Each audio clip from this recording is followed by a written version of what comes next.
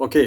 तो जैसा कि आप लोगों को पता है और आप लोगों का डिमांड थी कि अब सेल कल्चर वाली जो टेक्नोलॉजी वाली यूनिट है वो उसको स्टार्ट किया जाए, तो आपके इस यूनिट में आपको 3 सेल्स के कल्चर का टेक्नोलॉजी पढ़ना है, माइक्रोबियल सेल्स का, इसके बाद आपके एनिमल सेल्स का, फिर इसके बाद आपका प्लांट सेल्स का। सो आज की क्लास में हम लोग डील करेंगे माइक्रोबियल सेल कल्चर के टेक्नोलॉजी के बारे में कि माइक्रोब्स को आप कैसे आइसोलेट कर सकते हैं, कैसे कल्चर कर सकते हैं, कैसे प्रिजर्व कर सकते हैं। माइक्रोबियल सेल कल्चर टेक्नोलॉजी में क्या-क्या आपके इंस्ट्रूमेंट्स या क्या-क्या टेक्निक यूज़ होती है, क्या इनके एप्लीकेशंस हैं, माइक्रोब्स को इतना ज़्यादा फोकस करने की ज़रूरत क्यों है, क्या चीज़ें इनसे हमको ऑब्टेन्ड हो रही हैं जिसके लिए हम माइक्रोबियल सेल्स का टेक्नोलॉजी पे या माइक्रोब्स को प्रिजर्व करने के लिए इतने कॉस्टली और इतने सोफिस्टिकेटेड इंस्ट्रूमेंट्स को यूज़ कर रहे हैं और क्यों इतने ज़्यादा स्किल्ड पर्सन्स की रिक्वायरमेंट हो रही है माइक्रोबियल जो आपके इंडस्ट्रियल हैं या आपकी जो माइक्रोब्स की साइंस जितनी भी चल रही है माइक्रोबायोलॉजी की या फिर आपकी इम्यूनोलॉजी की।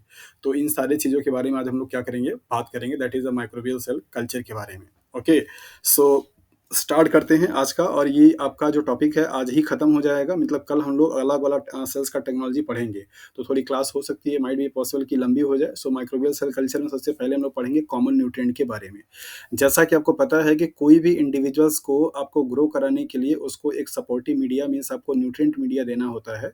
सो न्यूट्रिएंट क्या होते हैं, मतलब ऐसे एलिमेंट या ऐसे मॉलिक्यूल्स जो कि आपके बॉडी के ग्रोथ के लिए, आपके बॉडी के डेवलपमेंट के लिए, आपके सेल्स के डिवीजन के लिए, फर्दर प्रोलिफरेशंस के लिए क्या हो, रिक्वायर्ड हो, और उनके प्रेजेंस में ही सेल्स अच्छी प्रॉपर तरीके से ग्रो कर पाए, उनको हम कलेक्टिवली क्या बोलते हैं, न्यूट्रिएंट के नाम से जानते हैं।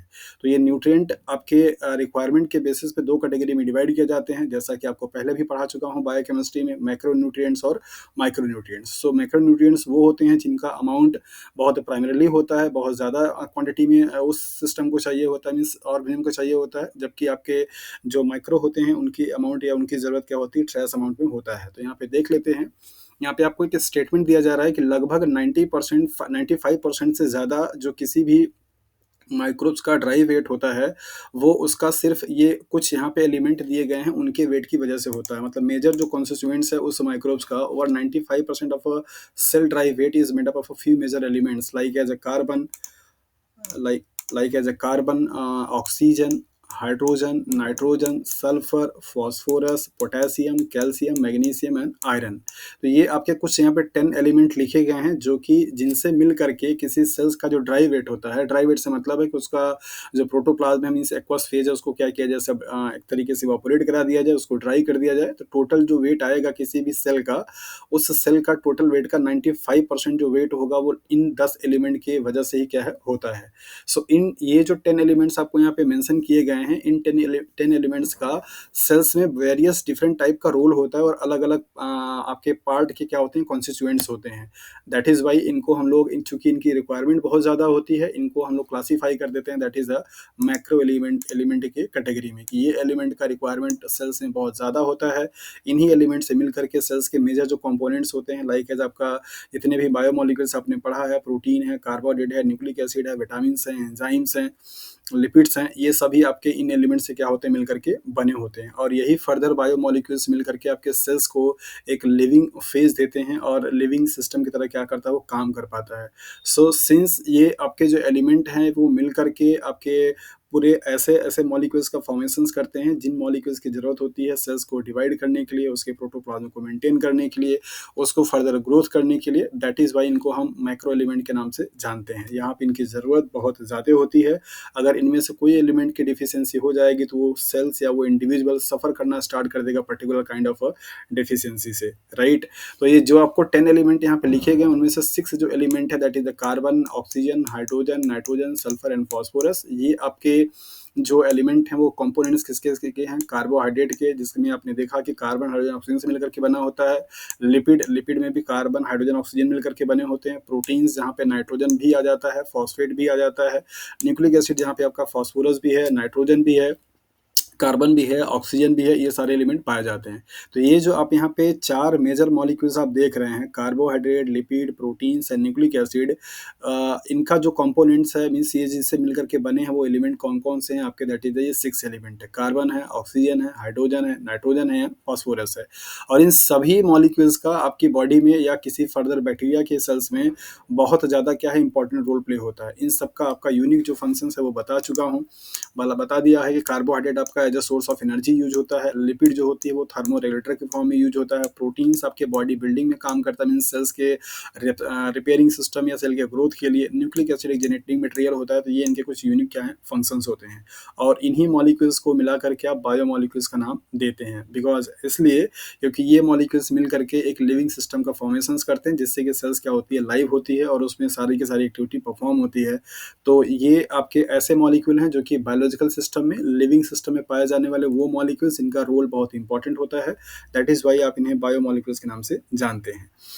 और इसमें से आपको जो 10 यहाँ पे लिखाए गए उसमें से बताया गया कि 6 एलिमेंट आपके ऐसे होते हैं जो कि इनके कंपोनेंट्स होते हैं। 4 रिमेनिंग जो एलिमेंट हैं आपके वो आयंस के फॉर्म में पाए जाते हैं। कौन-कौन से? Calcium, potassium, calcium, magnesium and iron. जिसमें से कैल्शियम आपका क्या है, सिंगल मीन्स मोनोकैटायनिक है। बाकी आपका कैल्शियम क्या होगा, डाइकैटायनिक होगा। मैग्नीशियम भी आपके क्या होते हैं, डाइकैटायनिक होता है। और इसके बाद आयरन आपका दोनों फॉर्म में पाया जाता है, डाई एंड ट्राई में, लेकिन मोस्ट ऑफ द केसेस में आपका क्या होगा, डाइकैटायनिक फॉर्म में होता है। तो ये जो कैटायंस होते हैं इनका अलग-अलग क्या होता है, रोल होता है। जैसे पोटेशियम आपका सोडियम पोटेशियम पंप में या किसी के ट्रांसपोर्ट में क्या करता है, हेल्प करता है। Calcium as a signal molecules के रूप में काम करता है। मैग्नीशियम मोस्ट ऑफ द जो एंजाइम्स होते हैं काइनेस कैटेगरी के, काइनेस क्लासेस के, जो कि फॉस्फोराइलेशंस वाला काम करते हैं, जहाँ पे एटीपी की सिंथेसिस होती है, उसके लिए क्या होता है आपका एक कोफैक्टर का काम करता है। अभी आपने रिसेंटली पढ़ा डीएनए पॉलीमरेज एक ऐसा एंजाइम है जिसके पास मैग्नीशियम एक डाइवेलेंट कैटायन होता है, जो कि उसके फंक्शंस के लिए क्या होती है, जरूरत होती है। आयरन भी कई सारे रेस्पिरेटरी चेन में पार्टिसिपेट करने वाले जो आपके एंजाइम्स होते हैं उनका एक तरीके से क्या है, कोफैक्टर के रूप में काम करता है।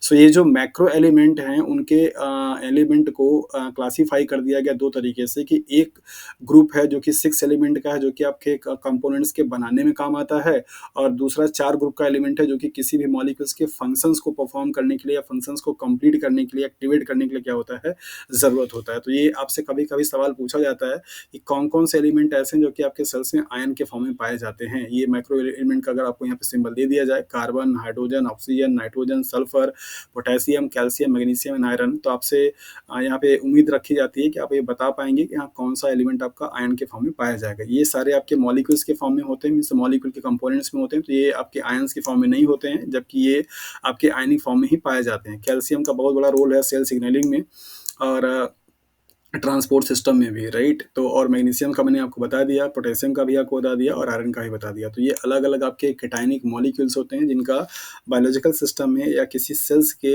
मेटाबॉलिक प्रोसेसेस में अलग अलग टाइम पे अलग अलग फंक्शंस क्या करते हैं, परफॉर्म करते हैं। ओके, सो यहाँ पर आपको बताया जा रहा है कि ये माइक्रो एलिमेंट्स के अलावा यहाँ पे कुछ और भी एलिमेंट हैं जिनकी रिक्वायरमेंट बहुत कम होती है बॉडी में, ट्रेस एलिमेंट के नाम से जाने जाते हैं। तो कौन कौन से हैं? मैग्नीज मीन्स Mn है, इसके बाद आपका क्या है, जिंक है मीन्स Zn है, इसके बाद आपका कोबाल्ट है मीन्स Co है, इसके बाद आपका मोलिब्डेनम है मीन्स Mo है, इसके बाद आपका निकेल है मीन्स Ni है, इसके बाद आपका कॉपर है मीन्स Cu है। ये एलिमेंट की रिक्वायरमेंट आपकी बॉडी में या बैक्टीरियल सेल्स की बॉडी सेल्स में उसकी रिक्वायरमेंट बहुत लिटिल कंसंट्रेशन में होती है, लिटिल मीन्स कम अमाउंट में होता है। दैट इज वाई इसको हम माइक्रो एलिमेंट के नाम से जानते हैं। माइक्रो एलिमेंट और ट्रेस एलिमेंट के नाम से भी जाना जाता है। तो कभी कभी सवाल आपसे सिंपल अगर पूछता है तो ये भी दे देता है कि which one of the following is a trace element और माइक्रो एलिमेंट। तो इस तरीके से आपको प्रॉब्लम बना करके पूछा जाता है। तो याद रखने का तरीका आप कैसे समझेंगे कि आप यहाँ पे ध्यान दीजिए, जितने भी मैक्रो मॉलिक्यूल्स में आने वाले जो एलिमेंट हैं वो सबके सब लगभग क्या है, आपके नॉन मेटल हैं। यहाँ पे ध्यान दीजिए, कार्बन भी आपका नॉन मेटल, ऑक्सीजन भी आपका नॉन मेटल, हाइड्रोजन भी आपका नॉन मेटल, नाइट्रोजन भी आपका नॉन मेटल, सल्फर भी आपका नॉन मेटल और पोटेशियम भी, फॉस्फोरस भी आपका नॉन मेटल, राइट। तो ये जो मेजर एलिमेंट हैं ये तो नॉन मेटल। तो आप इसको हमेशा याद रखिएगा कि जो नॉन मेटल वाले एलिमेंट होंगे वो आपके किस में आ रहे हैं, आपके माइक्रो एलिमेंट्स में। यहाँ पे आप देखिए जितने माइक्रो वाले हैं उस माइक्रो में सबके सब क्या है, आपके मेटल हैं। और अच्छी बात यह है कि सभी के सभी एलिमेंट आपके क्या हैं, ट्रांजिशन एलिमेंट के सीरीज के एलिमेंट हैं। जो डी ब्लॉक आपका होता है, डी ब्लॉक में आपके जितने ग्रुप्स होते हैं, first series, second series, third series, तो ये आपके जो एलिमेंट आपको दिखाई दे रहे हैं सब के सब क्या हैं, फर्स्ट ग्रुप के एलिमेंट हैं। निकल, कोबाल्ट, जिंक, कॉपर और ये सब। तो आपके इनको याद रखने का तरीका आपका सिंपल है कि ये जितने भी आपके माइक्रो एलिमेंट होंगे वो सब के सब ट्रांजिशन एलिमेंट की कैटेगरी में आते हैं, मीन्स डी ब्लॉक एलिमेंट होते हैं। और जितने आपके मैक्रो एलिमेंट्स हैं जिसमें से 6 आपके मेजर कॉन्स्टिट्यूएंट्स बनाते हैं वो आपके क्या हैं, that is the non metal होते हैं। अब अगर हम लोग बात बात करें यहाँ पे जो आपके केटायंस के फॉर्म में पाए जाते हैं, तो इनको आप देखिए कैल्शियम, पोटेशियम, मैग्नीशियम ये सब आपके क्या हैं अल्कली और अल्कलाइन अर्थ मेटल की कैटेगरी में आते हैं। मतलब ये फर्स्ट ग्रुप का एलिमेंट है पोटेशियम और इसके बाद आपका कैल्शियम और मैग्नीशियम क्या है सेकंड ग्रुप का एलिमेंट होता है। तो ये इसको आप बोलते हैं अल्कली मेटल और इसको बोलते हैं अल्कलाइन अर्थ मेटल। सिर्फ आयरन है जो कि आपको कंफ्यूज कर सकता है क्योंकि आयरन भी आपका ट्रांजिशन एलिमेंट में आता है जो कि आपका मैक्रो एलिमेंट की कैटेगरी में है, न कि आपका माइक्रो में। तो आयरन पे आप स्टार लगा लीजिएगा, बाकी चीज़ें आपको कन्फ्यूजन नहीं होनी चाहिए कि आपके जितने भी नॉन मेटल होंगे मीन्स मैक्रो एलिमेंट वो होंगे जो कि आपके नॉन मेटल होंगे। क्या सब लोगों को ये बात समझ में आ रही है, मतलब सुनाई दे रहा है मेरी आवाज़? ओके, तो मैं आपको यहाँ पे जो कॉन्सेप्ट दे रहा हूँ इसको समझने के लिए कि आप कैसे एग्ज़ाम के टाइम पे याद रखेंगे कि कौन-सा एलिमेंट आपका मैक्रो का एग्ज़ाम्पल था, कौन-सा आपका माइक्रो का एग्ज़ाम्पल था। तो उसके लिए मैंने आपको बताया कि माइक्रो एलिमेंट में जो मेजर 6 एलिमेंट हैं वो सब के सब क्या हैं आपके नॉन मेटल हैं। तो एग्ज़ाम में आपको यही ध्यान देना होगा कि नॉन मेटल वाले एलिमेंट कौन से हैं और माइक्रो वाले जितने भी एलिमेंट हैं सब के सब क्या हैं आपके ट्रांजिशन एलिमेंट हैं। मतलब डी ब्लॉक के डी ग्रुप के क्या हैं एलिमेंट हैं, ट्रांजिशन वाले हैं, राइट? अब इसके बाद आपका जो ये माइक्रो वाले में 4 और भी हैं जो कि कैटायनिन के फॉर्म में पाए जाते हैं, वो 4 में से 3 आपके क्या हैं मेटल हैं, मीन्स अल्कलाइन अर्थ मेटल और अल्कली अर्थ मेटल कैटेगरी में आते हैं। कन्फ्यूजन जो आपको करेगा सिर्फ आयरन करेगा क्योंकि आयरन एक माइक्रो एलिमेंट है लेकिन इसका नेचर कैसा है, ट्रांजिशन एलिमेंट है। तो इसको आप याद रखिएगा और इसको याद रखने का सिंपल तरीका आप समझिए कि आयरन ही आपके हीमोग्लोबिन का क्या है, सेंट्रल मेटल होता है। जो कि ऑक्सीजन को कैरी करने का काम करता है। तो चूँकि हीमोग्लोबिन की ज़रूरत हमारी बॉडी में सबसे ज़्यादा होती है ऑक्सीजन को ट्रांसपोर्ट करने के लिए। तो इसका रिक्वायरमेंट बहुत ज़्यादा है, दैट इज़ व्हाई ये हमेशा क्या होगा आपका मैक्रो एलिमेंट की कैटेगरी में आएगा। तो इस चीज़ को आपको एकदम अच्छे से समझ लेना है कि कौन-कौन से एलिमेंट को आप मैक्रो एलिमेंट की कैटेगरी में रखते हैं, उसके पीछे का लॉजिक क्या आप रखेंगे। सो नॉन मेटल पहला पॉइंट, दूसरा अल्कली और अल्कलाइन अर्थ मेटल को आपको खोजना रहेगा, जहाँ कहीं पे भी आपको मैक्रो एलिमेंट के बारे में पूछा जाएगा। आयरन में और बाकी आपके जो माइक्रो एलिमेंट हैं उनमें कन्फ्यूजन के लिए मैंने आपको बता दिया कि आयरन आपके हीमोग्लोबिन का क्या होता है, सेंट्रल मेटल होता है, सेंट्रल एटम आयन होता है हीमोग्लोबिन का मीन्स एचबी का। और एचबी की रिक्वायरमेंट आपकी बॉडी में बहुत ज़्यादा है, मतलब जितने भी आपके आरबीसी सेल्स हैं उसमें सब में क्या है आपका हीमोग्लोबिन है ऑक्सीजन को ट्रांसपोर्ट करने के लिए। चूंकि इसकी रिक्वायरमेंट बहुत ज़्यादा है तो आप इसको डिफाइन कैसे करते हैं मैक्रो एलिमेंट को कि जिनकी नीड हमारी बॉडी में ज़्यादा उसको आप मैक्रो बोलते हैं। तो आयरन चूंकि हीमोग्लोबिन का एक कंपोनेंट है और हीमोग्लोबिन की रिक्वायरमेंट किसी भी बॉडी में बहुत ज़्यादा होती है, दैट इज़ वाई इसको हम कहाँ रखेंगे, मैक्रो एलिमेंट कैटेगरी में रखेंगे। सो इससे बेटर तरीका आपको ना कन्फ्यूजन हो और नहीं हो सकता है, आपको अच्छे तरीके से यहाँ बता दिया गया कि ऑल द ट्रांजिशन जो मेटल होंगे वो सब आपके माइक्रो में आएंगे, सिर्फ आयरन को छोड़ करके। ऑल नॉन मेटल जो एलिमेंट होंगे सब कहाँ पे आएंगे, आपके मैक्रो में आएंगे। जितने 3 और बचे हुए हैं उनमें से आपके क्या हैं, अल्कली और अल्कलाइन अर्थ मेटल हैं जो कि भी आपके किस में आएंगे, मैक्रो एलिमेंट में आएंगे। तो जब आप अपना नोट्स बनाइएगा तो कृपया इन बात को ध्यान दीजिएगा और इसको अच्छे तरीके से कैटेगराइज करके लिख लीजिएगा कि आपके मैक्रो वाले में क्या क्या कैटेगरी आ रही है और माइक्रो वाले में क्या आ रहा है। ओके, इसके बाद आपको यहाँ पे दिखाया जा रहा है कि nutrition type of micro organism. Nutritions के बेसिस पे मीन्स उनके लिए कार्बन का सोर्स क्या है, उनके लिए इलेक्ट्रॉन का सोर्स क्या है, उनके लिए एनर्जी का सोर्स क्या है, उनके बेसिस पे माइक्रो ऑर्गेनिज्म को कई वेरियस डिफरेंट कैटेगरी में क्या किया गया, डिवाइड किया गया। तो इनसे भी कभी कभी आपका एग्जाम्पल पूछ लिया जाता है कि ये वाला जो डेफिनेशन है वो क्या बताता है, यहाँ पे कार्बन का सोर्स क्या होगा, यहाँ पे इलेक्ट्रॉन के सोर्स क्या होंगे, यहाँ पे आपका एनर्जी का सोर्स क्या होगा। तो एनर्जी, इलेक्ट्रॉन एंड कार्बन के सोर्स के बेसिस पे माइक्रो ऑर्गेनिज्म को कुछ डिफरेंट कैटेगरी में क्या किया गया, डिवाइड किया गया। तो जिसको यहाँ पे हम लोग क्या करेंगे, वन बाय वन देख लेंगे। तो यहाँ पे पहले आप लिस्ट देख लीजिए कि कितने टाइप्स के होते हैं और इसके बाद हम लोग यहाँ पे पढ़ेंगे कि इनका क्या मीन होता है और किस कैटेगरी में आप इसको यूज करते हैं। ये टेबल जो साइड में आपको ग्रीन वाली दिखाई दे रही होगी, यहाँ पे आपको दिखाया जा रहा है कि जैसे source of carbon, energy, electron के बेसिस पे कैसे आप क्लासीफाई कर सकते हैं। कार्बन के सोर्स के बेसिस पे ऑटोट्रॉप और हेटेरोट्रॉप की डिफिनेशन से दी गई। मोस्ट ऑफ द टाइम पे आपसे एग्जांपल में पूछा जाता है कि ऑटोट्रॉप्स में और फोटोट्रॉप्स में क्या डिफरेंस होता है। तो मोस्ट ऑफ द टाइम पे जितने भी लोअर क्लासेस के स्टूडेंट होते हैं उनके दिमाग में यही बात होती है कि फोटोट्रॉप और ऑटोट्रॉप दोनों एक ही चीज़ होता है, राइट। लेकिन इनमें डिफरेंस होता है। ऑटोट्रॉप्स का जो क्लासिफिकेशंस है वो बेसिकली आपका कार्बन के बेसिस पे किया गया है और आपके जो फोटोट्रॉप्स होते हैं वो सोर्स ऑफ एनर्जी के बेसिस पे किया गया है। दोनों ही बेसिकली उस कैटेगरी में आते हैं जिनके पास एबिलिटी होती है कि वो खुद से अपना फ्रोजन फूड प्रिपेयर कर सकते हैं। दैट इज़ वाई उसको हम लोग इंटरमिक्स टर्म में यूज़ कर लेते हैं कि ऑटोट्रॉप्स या फोटोट्रॉप्स की बात एक ही होती है। तो यहाँ पे आप देखिए कि अगर आपका जो कार्बन का सोर्स होगा उसके बेसिस पे ऑर्गेनल्स को 2 कैटेगरी में डिवाइड किया गया, ऑटोट्रॉप्स एंड हेटेरोट्रॉप्स। अगर कार्बन का सोर्स वहाँ पे क्या होगा, आपका CO2 होगा, मीन्स कार्बन डाइऑक्साइड, जो कि एक इनऑर्गेनिक मॉलिक्यूल्स की कैटेगरी में आता है। तो इनऑर्गेनिक मॉलिक्यूल्स में आपका अगर CO2 मॉलिक्यूल होगा, तो उस वाले ऑर्गेनिजम्स को हम लोग क्या बोलेंगे, दैट इज़ द ऑटोट्रॉप के नाम से जानते हैं। जबकि ये कार्बन का जो सोर्स होगा, वो आपका इनऑर्गेनिक मीन्स आपके CO2 के अलावा कोई ऑर्गेनिक मॉलिक्यूल्स हो, तो अगर उस ऑर्गेनिक मॉलिक्यूल से ये कार्बन को क्या करेगा, फीच करेगा, तो जाकर के उसको आप क्या बोलेंगे, हेटेरोट्रॉप के नाम से जानते हैं। सिमिलरली एनर्जी के बेसिस पे आपको यहाँ पे दिया गया फोटोट्रॉप्स के बारे में और कीमोट्रॉप्स के बारे में, कि अगर जो एनर्जी उसको फूड प्रिपेयर करने के लिए मिल रही है, उसका सोर्स क्या होगा, अगर आपका लाइट होगा, इधर सनलाइट हो या फिर कोई आर्टिफिशियल लाइट हो, तो उसको आप क्या बोलेंगे, फोटोट्रॉप्स बोलेंगे। और अगर वो जो एनर्जी का सोर्स है, कोई केमिकल मॉलिक्यूल्स का ऑक्सीडेशन हो रहा है, चाहे वो आपका ऑर्गेनिक हो या इनऑर्गेनिक हो, सो केमिकल मॉलिक्यूल्स के ब्रेकडाउन होने से अगर एनर्जी वहाँ पे रिलीज हो रही है, उस एनर्जी को रिलीज कर रहा है या उस एनर्जी को यूटिलाइज कर रहा है, तो उसे आप कीमोट्रॉप के नाम से जानते हैं। तो पहले इन 4 टर्म को आप समझ लीजिए, इन्हीं 4 टर्म के बेसिस से बाकी नीचे वाली चीज़ें आपको समझ में आ जाएंगी, राइट। तो पहला आपको यहाँ पे जो 4 टर्म है वो क्या क्या है, ऑटोट्रॉप है, हेटेरोट्रॉप है, फोटोट्रॉप है और कीमोट्रॉप है। ऑटोट्रॉप और हेटेरोट्रॉप जो दिया गया डेफिनेशन, वो किसके बेसिस पे, कार्बन के सोर्स के बेसिस पे। तो कार्बन का सोर्स अगर आपका CO2 होगा, तो क्या कहलाएगा, ऑटोट्रॉप। और कार्बन का सोर्स अगर आपका अदर देन CO2 हो, मीन्स कोई अगर आपका ऑर्गेनिक कंपाउंड्स हो, मीन्स ऑर्गेनिक मॉलिक्यूल्स से अगर आपका कार्बन मिल रहा होगा, तो उसको आप क्या बोलेंगे, दैट इज द हेटेरोट्रॉप के नाम से जानते हैं।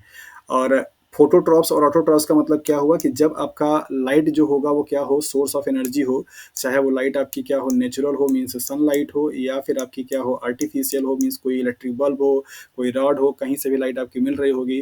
तो जब लाइट को as a source of energy use किया जाएगा, तो उसे आप क्या बोलेंगे, फोटोट्रॉप्स। और जब ये आपका एनर्जी का सोर्स लाइट के अलावा, मीन्स लाइट के बजाय आपका कोई केमिकल मॉलिक्यूल्स का ऑक्सीडेशन हो जाए, मीन्स चाहे वो केमिकल ऑर्गेनिक हो या इनऑर्गेनिक हो, उस ऑर्गेनिक का मीन्स कंपाउंड के ब्रेकडाउन होने से जो एनर्जी रिलीज होगा, उसे यूटिलाइज करेगा, तो उसे आप कीमोट्रॉप के नाम से क्या है, जानते हैं। तो ये कीमोट्रॉप्स आपके जो होते हैं वो 2 कैटेगरी में हो सकते हैं, लिथोट्रॉप्स और आपके ऑर्गेनोट्रॉप्स। लिथोट्रॉप्स का मतलब ये होता है कि जब सोर्स ऑफ एनर्जी कोई इनऑर्गेनिक मॉलिक्यूल्स के ब्रेकडाउन होने से हो, मीन्स इनऑर्गेनिक कंपाउंड के ऑक्सीडेशन होने से अगर वहाँ पे एनर्जी रिलीज हो रही होगी, तो उसे आप क्या बोलते हैं, दैट इज द लिथोट्रॉप के नाम से जानते हैं। Use reduced inorganic substances as the source of electrons and source of the energy. तो लिथो का मतलब होता है इनऑर्गेनिक और ऑर्गेनो का मतलब होता है ऑर्गेनिक। तो जब आपका इनऑर्गेनिक सोर्स होगा, तो उसको आप लिथो बोलेंगे, जब आपका ऑर्गेनिक सोर्स होगा, तो उसे आप ऑर्गेनो के नाम से जानते हैं। तो ये 4 टर्म आपको यहाँ पे ऊपर समझा दिए गए। फिर इसके बाद आपने ये देख लिया कि लिथोट्रॉप और ऑर्गेनोट्रॉप का क्या मतलब होता है। अब आता है आपका फोटो ऑटोट्रॉप, मतलब यहाँ पे आप देखिए फोटो भी है और ऑटो भी है। तो फोटो कब आप यूज करेंगे, जब सोर्स ऑफ लाइट क्या होगी, एनर्जी होगी, मीन्स एनर्जी का सोर्स क्या होगा, सोर्स ऑफ लाइट होगा। ऑटोट्रॉप आप कब यूज करेंगे, जब आपका सोर्स ऑफ कार्बन क्या होगा, CO2 होगा। तो यहाँ पे आप देखिए दोनों को मिलाकर डेफिनेशन बन गया, use light energy and have CO2 as a carbon source.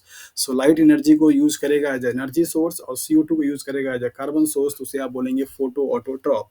यहाँ पे देखिए आप कीमो हेटेरोट्रॉप के बारे में आपको बोला गया। तो कीमो आप कब वर्ड यूज किए थे, जब आपका एनर्जी का जो सोर्स हो क्या हो, केमिकल कंपाउंड के ऑक्सीडेशन से हो। और हेटेरोट्रॉप आपने कब यूज किया था, यहाँ पे आप ध्यान दीजिए कि जब आपका जो कार्बन का सोर्स हो क्या हो, ऑर्गेनिक मॉलिक्यूल हो, तो उन दोनों को आप मिला दीजिए। तो use organic compounds as a source of energy and इसके साथ साथ आपका यहाँ पे जो कीमोट्रॉप होगा, उसके ऑर्गेनिक कंपाउंड के ऑक्सीडेशन होने से, और सोर्स जो कार्बन का होगा वो कोई ऑर्गेनिक कंपाउंड होगा, तो उसको आप कीमो हेटेरोट्रॉप के नाम से जानते हैं। कीमो लिथो ऑटोट्रॉप का मतलब क्या हो गया, कि यहाँ पे आपका कीमो रहेगा, मीन्स ये वाला डेफिनेशन की एनर्जी जो होगी ऑक्सीडेशन से आएगा कंपाउंड्स के, और कंपाउंड का नेचर कैसा होगा, लिथो मीन्स इनऑर्गेनिक। ऑटोट्रॉप्स का मतलब हुआ कि यहाँ पे जो सोर्स ऑफ कार्बन होगा वो कार्बन डाइऑक्साइड होगा। तो उसके बेसिस पे आप कीमो लिथो ऑटोट्रॉप के नाम से जान, अगर ये आपके स्टार्टिंग वाले वर्ड समझ में आ गए, तो यहाँ पे आपको दिक्कत नहीं होगी। यहाँ पे नेक्स्ट आपको दिया गया कीमो लिथो हेटेरोट्रॉप या मिक्सोट्रॉप के नाम से इसको आप जानते हैं। तो ये दोनों कैटेगरी आपका दोनों प्रॉपर्टी क्या करता है, यूज करता है। मिक्स्ड फॉर्म इसको आप बोलते हैं, कि यहाँ पे जो सोर्स ऑफ इलेक्ट्रॉन होंगे वो आपका कीमो केमिकल हो सकता है, और हेटेरोट्रॉप का मतलब हुआ यहाँ पे ऑर्गेनिक मॉलिक्यूल्स होंगे। तो दोनों तरीके की प्रॉपर्टी जो शो करता है उसको आप मिक्सोट्रॉप या कीमो लिथो हेटेरोट्रॉप के नाम से जानते हैं। तो इनऑर्गेनिक मॉलिक्यूल्स होगा, यहाँ पे ऑर्गेनिक कंपाउंड्स का सोर्स होगा एज अ कार्बन के लिए, और आपके जो एनर्जी का सोर्स होगा वो क्या होगा, केमिकल का ऑक्सीडेशन होगा, और केमिकल वो कैसा होगा, इनऑर्गेनिक। तो इसके बेसिस पे मीन्स जो माइक्रो ऑर्गेनिज़म्स हैं, कार्बन, इलेक्ट्रॉन और सोर्स ऑफ एनर्जी के बेसिस पे उनको कुछ अलग-अलग कैटेगरी में क्या किया गया, डिवाइड किया गया। तो यहाँ पर आपने देखा उनके क्लासेस के बारे में। अब यहाँ पे हम लोग देख लेते हैं कि वो कौन-कौन से सोर्सेज़ हैं, जो अभी आपको नीचे में एक्सप्लेन कर रहा था पीछे वाले स्लाइड्स में, वही चीज़ आपको यहाँ पे टेबल में दिया गया है। उनके रिप्रेजेंटेटिव जो ऑर्गेनिज़म्स हैं, यहाँ पे आपको एग्ज़ाम्पल के तौर पे ये दे दिया गया है। जैसे फोटो, लिथो, ऑटोट्रॉप का मतलब क्या हुआ? यहाँ पे कार्बन का सोर्स क्या होगा? CO2 होगा, चूँकि यहाँ पे फोटो दिया हुआ है। और लाइट का सोर्स क्या सोर्स ऑफ एनर्जी क्या होगी? लाइट होगी। इलेक्ट्रॉन का सोर्स क्या होगा आपका? इनऑर्गेनिक इलेक्ट्रॉन डोनर होगा। इसका एग्जांपल आपको दे रखा है purple and green sulphur bacteria और साइनोबैक्टीरिया। इन एग्जांपल्स पे प्लीज़ आप लोग अच्छे से वर्कआउट करिएगा। एग्जांपल ही दे करके आपसे ये डेफिनेशंस पूछे जाते हैं कि फोटो ऑर्गेनोट्रॉप का, फोटो लिथोट्रॉप्स का या कीमोलिथोट्रॉप का एग्जांपल कौन है? तो यहाँ पे आप देखिए, और खास करके सबसे ज़्यादा जो एग्जांपल आपसे पूछा जाएगा सल्फर ऑक्सीडाइजिंग बैक्टीरिया से और पर्पल ग्रीन बैक्टीरिया से। इन सब से आपसे पूछा जाता है कि ये कौन से कैटेगरी से बिलोंग करते हैं, या इनके लिए सोर्स ऑफ इलेक्ट्रॉन क्या होता है, एनर्जी का सोर्स क्या होता है, या कार्बन का सोर्स क्या होगा। तो इस टेबल को बहुत अच्छे से समराइज कर लीजिएगा। इसका जो मीन है वो पीछे वाले स्लाइड में आपको बता दिया हूँ। यहाँ पे सिर्फ वही चीज़ आपको क्लासीफाई करके दिया गया है कि इस वाले कंडीशंस में आपका सोर्स ऑफ कार्बन क्या होगा, सोर्स ऑफ एनर्जी आपकी क्या होगी और सोर्स ऑफ इलेक्ट्रॉन आपका क्या होगा। तो इन्हीं तीनों के बेसिस पे आपको ये माइक्रोब्स का आपको क्लासिफिकेशंस किया गया, उनको डिवाइड किया गया कि उनका नेचर क्या हो सकता है और किस कैटेगरी में किसको आप क्या कॉल करेंगे। तो chemo litho heterotroph, chemo litho autotroph और फोटो ऑर्गेनो ऑटोट्रॉप और फोटो ऑर्गेनो हेट्रोट्रॉप, ये तरीके से आपकी कैटेगरी डिवाइड की गई। तो उनके जो मीन थे वो पीछे वाले स्लाइड में आपको बता दिया। होपफुली कि आप इसे जब पढ़ेंगे तो आपको अच्छे तरीके से समझ में आ जाएगा। हो सकता है इसमें से कुछ टर्म्स ऐसे हों जो कि आप शायद पहली बार सुन रहे हैं, और अगर ऐसा हो रहा है तो आप उसको दोबारा पढ़ेंगे तो आपको समझ में आ जाएगा। नेक्स्ट यहाँ पे देखते हैं ग्रोथ फैक्टर। तो सबसे फर्स्ट ऑफ ऑल आपको पता है अच्छे तरीके से कि किसी भी सेल्स को प्रॉपर अपने पॉपुलेशंस को बनाए रखने के लिए उसको डिवीजन करने की ज़रूरत होती है, ताकि वो उसके जो भी बेनिफिशियल्स अप्रोचेज़ हैं या अपना वो लाइफ जो सर्वाइव कर रहा है वो अपनी पॉपुलेशंस को बढ़ा सके। तो उसके लिए उसको क्या चाहिए होता है? मीडिया चाहिए होता है, मीन्स ऐसे न्यूट्रिएंट चाहिए होते हैं जिनको कि यूज़ करके वो सर्वाइव कर पाए। सो ऐसे फैक्टर या ऐसे केमिकल मॉलिक्यूल्स जो कि उस इंडिविजुअल सेल्स के डिवीजन के लिए या उसके ग्रोथ के लिए क्या हो, रिस्पॉन्सिबल हो, उसको आप ग्रोथ फैक्टर के नाम से जानते हैं। तो ग्रोथ फैक्टर वो होंगे जिनके एब्सेंस से उस सेल्स की जो डिवीजन हो रही है या जो ग्रोथ हो रहा है वो क्या होगा, आपका हैम्पर हो जाएगा। तो ऐसे फैक्टर्स को आप ग्रोथ फैक्टर के नाम से जानते हैं। तो कौन कौन से मॉलिक्यूल्स होंगे या क्या क्या हो सकते हैं जो ग्रोथ फैक्टर्स होंगे? तो organic compound that are essential cells component और precursors of such components but can not be synthesised by the organisms are called growth factor. तो यहाँ पे आपको डेफिनेशंस में एक बहुत अच्छा टर्म दे दिया गया कि ग्रोथ जो फैक्टर्स होते हैं वो उस इंडिविजुअल्स के द्वारा खुद से सिंथेसाइज नहीं किया जा सकता है, उनकी ज़रूरत होती है। और वो बॉडी के जो कंपोनेंट्स होते हैं, स्ट्रक्चर्स के, उनके क्या होते हैं, कंपोनेंट होते हैं या वो प्रिकर्सर्स होते हैं, मीन्स उनसे चीज़ें बनती हैं। प्रिकर्सर्स का मतलब होता है primary cells, means primary component, जिससे कि बाकी सारी चीज़ें डेरिवेटिव्स होकर के बनती हैं। तो यहाँ पर आपको दिया गया कि ये ऐसे ऑर्गेनिक मॉलिक्यूल्स होते हैं जो कि एसेंशियल होते हैं आपके सेल्स के कंपोनेंट्स के लिए, या उनके प्रिकर्सर्स होते हैं जो कि एसेंशियल कंपोनेंट हैं, लेकिन वो उस खुद ऑर्गेनिज्म के थ्रू सिंथेसाइज नहीं किए जा सकते हैं। उनको आप ग्रोथ फैक्टर के नाम से जानते हैं। इनके एब्सेंस में, इनके डेफिशिएंसी में उस सेल्स का या उस ऑर्गेनिज्म का ग्रोथ प्रॉपर नहीं हो पाएगा, ग्रोथ हैम्पर हो जाता है, जिसकी वजह से वो अपनी पॉजिटिव जो एट्रीब्यूट्स होते हैं वो प्रोलिफरेट नहीं कर पाते हैं। फॉर एग्जांपल, अगर आप कोई ऐसे बैक्टीरिया पे काम कर रहे हैं जिसके पास कोई बेनिफिशियल प्रॉपर्टी है, लाइक एज मान लीजिए कि उसके पास फाइटो हार्मोन्स प्रोडक्शंस करने की एबिलिटी है, मीन्स वो हार्मोन्स बनाता है और उस हार्मोन्स की आपको ज़रूरत है, राइट? तो अगर उस बैक्टीरिया को अगर आपने ग्रोथ प्रॉपर तरीके से ग्रोथ फैक्टर्स जो थे इंट्रोड्यूस नहीं किए हुए हैं, तो वो फाइटो हार्मोन्स बनाने वाली जो एबिलिटी होगी धीरे धीरे क्या करेगी, लॉस करेगी, या उसका प्रोडक्शन क्या होगा, कम करेगा। सो यहाँ पे आपको दिया जा रहा है कि there are 3 major classes of the growth factor. 3 classes हैं ग्रोथ फैक्टर्स के, वो कौन-कौन से हैं? पहला है अमीनो एसिड्स, दूसरा है प्यूरिन एंड पाइरिमिडिन, तीसरा है विटामिन्स। सो अमीनो एसिड जो होंगे वो आपके क्या बनाएंगे, प्रोटीन से बनाएंगे। प्यूरिन और पाइरिमिडिन क्या बनाएंगे, आपके न्यूक्लिक एसिड बनाएंगे। तो चूंकि ये दोनों ही कंपोनेंट्स किसी भी इंडिविजुअल्स के ग्रोथ के लिए क्या होते हैं, जरूरी होते हैं। प्यूरिन और पाइरिमिडिन से मिलकर क्या बनेगा, आपका न्यूक्लिक एसिड बन जाएगा। और ये विटामिन जो होते हैं वो मोस्ट ऑफ द केसेस में क्या होते हैं, को फैक्टर होते हैं, या आपके इसेंशियल ट्रेस एलिमेंट के रूप में जाने जाते हैं। इनको आपकी बॉडी में ज़रूरत होती है। डेफिशिएंसी अगर होगा तो ढेर सारे डिजीज हो जाते हैं। तो ये 3 आपके क्या हैं, ऑर्गेनिक कंपोनेंट्स हैं जो कि आपके ग्रोथ फैक्टर की कैटेगरी में आते हैं। पहला आपका अमीनो एसिड्स जिससे मिलकर के आपका क्या बनेगा, प्रोटीन बनेगा। तो आपको पता है कि किसी भी सेल्स के आर्किटेक्चर में या उसके शेप में, उसके ऑर्गेनेल्स मतलब उसके ऑर्गेनेल्स के बनने में प्रोटीन्स का बहुत ज़्यादा इंपॉर्टेंट है। बगैर प्रोटीन से कोई चीज़ बन नहीं पा रही है, राइट? तो इसके ये अमीनो एसिड जो होगा आपका प्रोटीन बनाएगा, प्यूरिन और पाइरिमिडीन से उसका जेनेटिक मटेरियल बनेगा मीन्स न्यूक्लिक एसिड, और ये विटामिन जो होंगे आपके क्या करेंगे, कोफैक्टर का काम करेंगे, जो कि उस सेल्स के मेटाबॉलिक एक्टिविटी में इन्वॉल्व होने वाले जो एंजाइम्स होते हैं जिनसे कि रिएक्शंस परफॉर्म हो रहे हैं, उनको क्या करेगा, वो एक्टिवेट करने का काम करेगा। यहाँ पे आपको कुछ सोर्स ऑफ दिए जा रहे हैं ऑर्गेनिजम्स जिनके आपका जो फंक्शन है, जो चीज़ बनाने का, उसके बारे में आपको यहाँ पे दिया जा रहा है। Functions of some common vitamins in micro organism, क्या-क्या आपके फंक्शंस हैं विटामिन्स का माइक्रो ऑर्गेनिज्म्स के केसेस में, ये आपको यहाँ पे दिया जा रहा है। सबसे ज़्यादा जो आपसे एग्जांपल में पूछा जाता है वो बायोटिन का, कि बायोटिन का रोल क्या है, क्या ये परफॉर्म करता है। तो यहाँ पे आपको फंक्शंस दिया गया है। ये कार्बोक्सिलेशंस करता है मीन्स CO2 का फिक्सेशन करता है, 1 कार्बन के मेटाबॉलिज्म में पार्टिसिपेट करेगा। तो ये एग्जाम्पल आपसे तो शायद नहीं पूछे जाएंगे, बट यहाँ पे दे दिया गया है। बट आप इसको याद रखिएगा कि ये जो आपके विटामिन के फॉर्म हैं वो फंक्शंस क्या परफॉर्म करते हैं। माइक्रोबायोलॉजी के सेक्शंस में ये आने के पॉसिबिलिटी ज़्यादा बन जाता है। बायोटिन बहुत फेमस एक आपका विटामिन है, कोफैक्टर का काम करता है। और ये करेगा क्या, तो ये 1 कार्बन का ट्रांसफर करता है मीन्स 1 कार्बन के मेटाबॉलिज्म में पार्टिसिपेट करता है। जो प्रोसेस है वो कार्बोक्सिलेशंस है। साइनोकोबालामाइन मीन्स विटामिन B12 जो है वो क्या करेगा, मॉलिक्यूलर रीअरेंजमेंट करता है। 1 कार्बन मेटाबॉलिज्म ये भी करेगा, कैरी मिथाइल ग्रुप का फंक्शंस करता है। तो ये वाले पॉइंट आपसे पूछे जाते हैं कि which one of the following form of the vitamins perform involve in the methyl group transfer. तो मिथाइल ग्रुप को आप अच्छे से याद रखिए। साइनोकोबालामाइन जिसको आप विटामिन B12 के नाम से जानते हैं, ये आपका मिथाइल ग्रुप को ट्रांसफर करने में या कैरी करने में क्या करता है, हेल्प करता है। फोलिक एसिड ये भी एक एग्जांपल आपका इंपॉर्टेंट है, यहाँ से भी सवाल आपके बनने की पॉसिबिलिटी बनती है। ये भी आपका 1 कार्बन का मेटाबॉलिज्म करेगा। और लाइपोइक एसिड ये इतना इंपॉर्टेंट नहीं है। पेंटाथोनिक एसिड ये भी कभी कभी आज से पूछा था, क्योंकि इसका लिंक जो आ जाता है कहाँ से, that is the glycolysis cycle से। तो पायरुवेट के ऑक्सीडेशन मीन्स ऑक्सीडेशंस में और फैटी एसिड के मेटाबॉलिज्म में ये एसाइल ग्रुप का क्या होता है, कैरियर होता है मीन्स कैरी आउट करने का क्या करता है, काम करता है। तो आपने देखा था कि जब पायरुविक एसिड से आपका क्या बनता था, एस्टाइल कोएंजाइम ए, तो यहाँ पे भी आपका ये एंजाइम काम करता था, और वहाँ पे आपका ये पेंटाथेनिक एसिड जो होगा वो आपका काम करेगा एज अ कोफैक्टर के रूप में। तो ये आपके एग्जाम्पल भी क्या है, इंपॉर्टेंट है।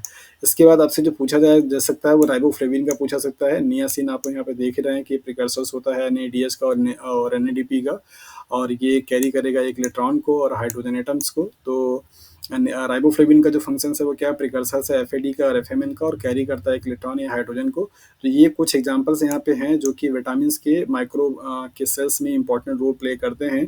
3-4 पे मैंने स्टार आपको लगाया हुआ है, तो कम से कम आप इन तीनों को तो अच्छे तरीके से याद रख लीजिएगा, राइबोफ्लेविन को, फोलिक एसिड को, बायोटिन को, किनका क्या काम होता है और किस तरीके से ये इन्वॉल्व होते हैं माइक्रोबियल सेल्स के मेटाबॉलिज्म में। इसके बाद हम लोग नेक्स्ट मूव करेंगे कल्चर मीडिया पे या न्यूट्रिएंट मीडिया पे। ये आपका एक ऐसा सिंथेटिक ऑर्गेनिक मीडिया होता है जो कि आपका लिक्विड भी हो सकता है, सॉलिड भी हो सकता है।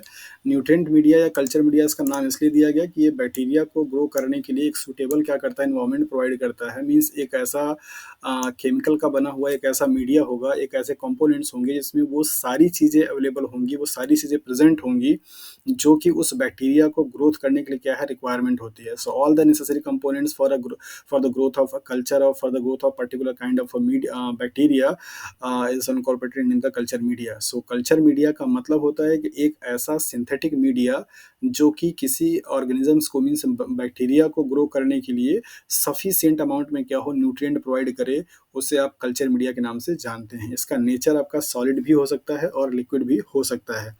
So culture media is a solid or a liquid preparations used to grow, transport and store microorganism. तो ग्रो कराने के लिए, इनको ट्रांसपोर्ट करने के लिए मीन्स ले जाने के लिए, या इनको स्टोर करने के लिए मीन्स कल्चर को प्रिजर्व करने के लिए क्या किए जाते हैं, यूज किए जाते हैं। तो ऐसे मीडिया को हम लोग कल्चर मीडिया के नाम से जानते हैं। अगर वो मीडिया आपका लिक्विड होगा तो उसको आप ब्रॉथ बोलते हैं, सॉलिड अगर होगा तो सॉलिडिफाई मीडिया के नाम से भी जाना जाता है। सॉलिडिफाई करने के लिए यहाँ पे हम लोग क्या करते हैं, अगार को यूज कर लेते हैं, जिसकी वजह से मीडिया का क्या होता है, पूरा सॉलिडिफाई हो जाता है। तो यहाँ पे देख लेते हैं chemical and physical types of culture media. Chemical और फिजिकल क्या क्या इनका टाइप हो सकता है, तो फिजिकल बेसिस पे आपने देखा कि लिक्विड और सॉलिड हो सकते हैं, और केमिकल इनके जो कंस्टिट्यूएंट्स होते हैं। तो यहाँ पे टाइप्स आपको दिया जा रहा है डिफाइंड एंड सिंथेटिक मीडिया। ये डिफाइंड मीडिया का मतलब ये होता है कि अगर ऐसा कोई मीडिया जिसके सारे के सारे कंपोनेंट्स आपको नोन हो, मतलब each and every element of the media अगर आपके पास इन्फॉर्मेशन अगर होता है, तो उसे आप डिफाइंड मीडिया या सिंथेटिक मीडिया के नाम से जानते हैं। Okay, so a medium in which all the chemical components are known, तो उसे आप डिफाइंड मीडिया के नाम से बोलेंगे। और it can be a liquid form, मतलब जिसे अगर आप लिक्विड होगा तो उसे आप ब्रॉथ बोलेंगे, सॉलिड होगा तो उसे सॉलिडिफाइड मीडिया के नाम से जाना जाता है। मोस्ट ऑफ द केसेस में कल्चर्स को रिवाइव करने के लिए जो आप मीडिया यूज करते हैं, या कल्चर्स को आप ग्रोथ कराने के लिए जो मीडिया आप यूज करते हैं, वो क्या होता है, आपका ब्रॉथ होता है, राइट, लिक्विड मीडिया होती है। और कल्चर को स्टोर करने के लिए जो आप मीडिया यूज करते हैं, वो क्या होता है, आपका सॉलिडिफाई होता है। अगर जिन्होंने माइक्रोबायोलॉजी थोड़ी बहुत पढ़ी है, या जिनका एमएससी माइक्रोबायोलॉजी है, तो उनको पता होगा कि सॉलिडिफाई मीडिया पे हम लोग बैक्टीरिया क्या करते हैं, स्टिकिंग कर लेते हैं या उसको स्प्रेडिंग कर लेते हैं। जब कॉलोनी हमको देखना होता है तो कॉलोनी के लिए सॉलिडिफाई मीडिया यूज करते हैं। जबकि अगर हमें कोई क्वांटिटेटिव एनालिसिस अगर करना होता है, जैसे बैक्टीरिया का ग्रोथ अगर आपको देखना है, बैक्टीरिया ग्रोथ कल्चर पैटर्न आपको देखना है, या वो उसके द्वारा प्रोड्यूस किए जाने वाले कोई केमिकल कंपाउंड का क्वांटिफिकेशन करना होता है, तो उसको हम लिक्विड मीडिया में क्या करते हैं, ग्रोथ कराते हैं। तो सिंथेटिक मीडिया आपका लिक्विड भी हो सकता है और सॉलिड भी हो सकता है। अगर लिक्विड होगा तो उसे आप क्या बोलते हैं, ब्रॉथ बोलते हैं। सॉलिड होगा तो उसे आप सॉलिडिफाई मीडिया बोलते हैं। और सॉलिडिफाई करने के लिए अगार जो होता है वो क्या किया जाता है, यूज किया जाता है। और अगार कैसे यूज करेंगे, इसको अभी हम लोग थोड़ा आगे की तरफ में देखेंगे। सो सिंथेटिक मीडिया या डिफाइंड मीडिया का मतलब ये हुआ कि अगर मीडिया के सारे कंपोनेंट्स अगर आपको पता हो, तो उसे आप सिंथेटिक मीडिया के नाम से जानते हैं। यहाँ पे आपसे एग्जांपल पूछे जाने की उम्मीद बन जाती है, तो एग्जांपल यहाँ पे मैंने लिख रखा है, एनबीआरआईपी मीडिया है जिसका नाम है national botanical research institutes of plant, तो या फॉस्फेट, तो इसके नाम से मतलब ये एनबीआरआई जो आपका रिसर्च इंस्टीट्यूट लखनऊ में है, वहाँ के स्कॉलर्स ने, मीन्स वहाँ के प्रोफेसर्स ने इसको डिस्कवरी किया था। और फॉस्फेट को क्वांटिफाई करने के लिए ये मीडिया क्या किया जाता है, यूज किया जाता है। किसके लिए, फॉस्फेट को। अगर कोई बैक्टीरिया के पास फॉस्फेट को सॉल्युबलाइज करने की एबिलिटी होती है, तो उसको इसी एनबीआरआईपी मीडिया में क्या कराते हैं, ग्रो कराते हैं। और ग्रो कराने के बाद ये क्वांटिफाई करते हैं कि क्या ये फॉस्फेट को सॉल्युबलाइज कर रहा है कि नहीं कर रहा है। तो आपसे एग्जाम्स में इनका कंपोजिशन तो नहीं पूछेगा, लेकिन इनके फंक्शंस पूछ सकता है कि किस टाइप के क्वांटिफिकेशंस करने के लिए मीडिया ये यूज किए जाते हैं। तो याद रखिएगा, पी सॉल्युबलाइजेशन मीन्स फॉस्फेट सॉल्युबलाइजेशन के लिए ये मीडिया क्या होती है, यूज की जाती है। इसके बाद आपका है डीएफ मीडिया, डॉकिन फ्यूरिट के नाम से इसको जानते हैं, डीएफ मीडिया का नाम है। और ये मीडिया आपका यूज़ किया जाता है कि अगर किसी बैक्टीरिया के पास इथाइलिन का जो प्रोडक्शंस होता है, उसे आप बोलते हैं एसीसी डीएमनेज। तो एसीसी डीएमनेज एक एंजाइम होता है जिसकी वजह से इथाइलिन का जो प्रोडक्शंस बैक्टीरिया में हो रहा होता है या सेल्स में हो रहा होता है, उसके प्रोडक्शन को क्या करता है, रोक देता है। तो एसीसी डीएमनेज की एक्टिविटी को परफॉर्म करने के लिए या स्क्रीन करने के लिए मीडिया क्या होता है, आपका यूज किया जाता है, डीएफ मीडिया। और इसके बाद आपका है सक्सिन। इन सारे मीडिया का जो कंपोजिशन है वो नोन है, मतलब एक एक एलिमेंट के बारे में आइडिया है कि हाँ इसमें ग्लूकोज मिला है, या मैग्नीशियम सल्फेट मिला है, या आपका एल्युमिनियम सल्फेट मिला है, क्या मिला है, ये सारी चीज़ें आपको पता होती हैं। सक्सिनेट ब्रॉथ जो मीडिया होता है वो आयरन के प्रोडक्शंस के लिए या सिड्रोफोर प्रोडक्शंस के लिए क्या करते हैं, यूज करते हैं। मतलब अगर किसी बैक्टीरिया के पास ऐसी प्रॉपर्टी है कि वो सिड्रोफोर बना सकता है, जिससे कि वो आयरन को अवेलेबल कराएगा उस सेल्स के लिए, तो उसके लिए क्या करते हैं, ये यूज करते हैं। तो तीन मीडिया आपको मैंने यहाँ पे एग्जाम्पल के तौर पर बताएं, जो कि आपके डिफाइंड मीडिया के कैटेगरी में आते हैं। और तीनों मीडिया का अलग अलग फंक्शन होता है। NBRIP for the phosphate solubilisation, DF media for the ACC deaminase, succinate broth media for the siderophore productions. So ये तीन एग्जांपल्स आपके डिफाइंड मीडिया के हैं, सिंथेटिक मीडिया के हैं, जिसके सारे के सारे कंपोनेंट्स हमको अच्छे तरीके से पता है, वेल नोन है। तो इसके बाद आपका दूसरा जो कैटेगरी आता है वो क्या है, that is the complex media या अनडिफाइंड मीडिया के नाम से भी इसको आप जानते हैं। ऐसा केमिकल मीडिया या ऐसा न्यूट्रिएंट मीडिया जिसमें कि कुछ एलिमेंट के बारे में इंफॉर्मेशन तो हमको हो, लेकिन सारे कंपोनेंट्स में उसमें क्या क्या कॉन्स्टिट्यूएंट्स हैं वो हमको पता नहीं हो।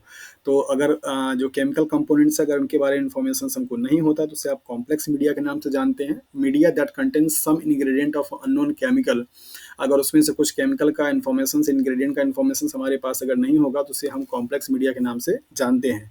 माइक्रोबायोलॉजी के लैबोरेटरी में माइक्रोब्स को ग्रो कराने के लिए, उनके स्क्रीनिंग प्रोसेस को करने के लिए सबसे ज़्यादा जो कॉमन मीडिया यूज़ करते हैं, वो क्या-क्या यूज़ करते हैं? टीएसवी मीडिया यूज़ करते हैं, या फिर आपका एनए मीडिया यूज़ करते हैं, या फिर आपका एनबी मीडिया यूज़ करते हैं, या फिर आपका एलबी मीडिया यूज़ करते हैं, राइट? तो या फिर आपका एलए मीडिया यूज़ करते हैं। ये सारे आपके क्या हैं? कॉमन मीडिया होते हैं, जो कि आपके माइक्रोबायोलॉजी में, लैबोरेटरी में माइक्रोब्स को स्क्रीन करने के लिए, या फिर आप उनको ग्रोथ कराने के लिए, उनके कल्चर बिहेवियर को देखने के लिए, या किसी चीज़ का टेस्ट लगाने के लिए आप क्या करते हैं? यूज़ करते हैं। तो माइक्रो ऑर्गेनिजम्स को आप इनिशियल जो स्क्रीनिंग होती है, इन सारे मीडिया पे क्या है? किया जाता है। तो इस इन सारे मीडिया का जो केमिकल कंपोज़िशन है, वो हमको पता नहीं होता, क्योंकि ये इनमें कुछ एलिमेंट या कुछ पार्ट ऐसे होते हैं जो कि एनिमल के सोर्स से लिए जाते हैं, उनके बीफ एक्सट्रैक्ट से लिए जाते हैं, और उस बीफ एक्सट्रैक्ट में क्या-क्या चीज़ें हैं, कितनी क्वांटिटी में हैं, ये हमें पता नहीं होता है। तो ऐसे मीडिया को हम कॉम्प्लेक्स मीडिया के नाम से जानते हैं। तो एनबी मीडिया का मतलब है न्यूट्रिएंट ब्रॉथ। अगर इसमें अगार मिला देंगे, तो उसे आप एनबी, या एनबी को आप एनए बोलना शुरू कर देते हैं, मीन्स न्यूट्रिएंट अगार मीडिया। तो न्यूट्रिएंट ब्रॉथ मीडिया आपका क्या है? एक सिंथेटिक कॉम्प्लेक्स मीडिया है। इसके बाद ट्रिप्टिक सोया ब्रॉथ मीन्स टीएसबी मीडिया जो है, वो भी आपका क्या है? कॉम्प्लेक्स मीडिया है। और इसके बाद मैकांकी अगार मीडिया मीन्स मैक मीडिया जो होता है, वो भी आपका क्या है? कॉम्प्लेक्स मीडिया है। ये सारे मीडिया बैक्टीरिया को अलग-अलग सिचुएशंस में, ये एनबी मीडिया कॉमनली बैक्टीरिया को ग्रो कराने के लिए, टीएसडी मीडिया इसके कंपैरिजन में ज़्यादा इनरिच मीडिया होता है। इसमें बैक्टीरिया, सपोज़ कीजिए अगर नॉर्मल कोई बैक्टीरिया, तो आप यहाँ पे भी ग्रो कर जाएगा।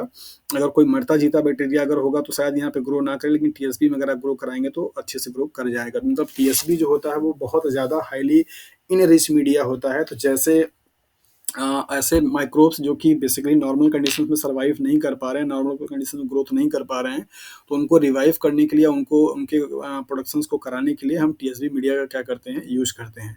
तो टीएसवी मीडिया और ज़्यादा बेटर मीडिया होता है। तो ये सब इनरिच मीडिया में आते हैं, जो कि न्यूट्रिएंट्स को ग्रो कराने के लिए क्या करते हैं? यूज़ करते हैं। तो चूँकि इनका केमिकल कंपोज़िशन हमको नहीं पता है, दैट इज़ व्हाई हम इन्हें कॉम्प्लेक्स मीडिया कैटेगरी में क्या करते हैं? रखते हैं। तो आपका केमिकल नेचर के बेसिस पे यहाँ पे क्लासिफाई किया गया कि मीडिया आपके सॉलिड भी हो सकते हैं, मीडिया आपके लिक्विड भी हो सकते हैं। मीडिया का जो नेचर है, वो डिफाइंड भी हो सकता है और कॉम्प्लेक्स भी हो सकते हैं। तो किसका क्या मीन है, ये सब आपको यहाँ पे बता दिया गया।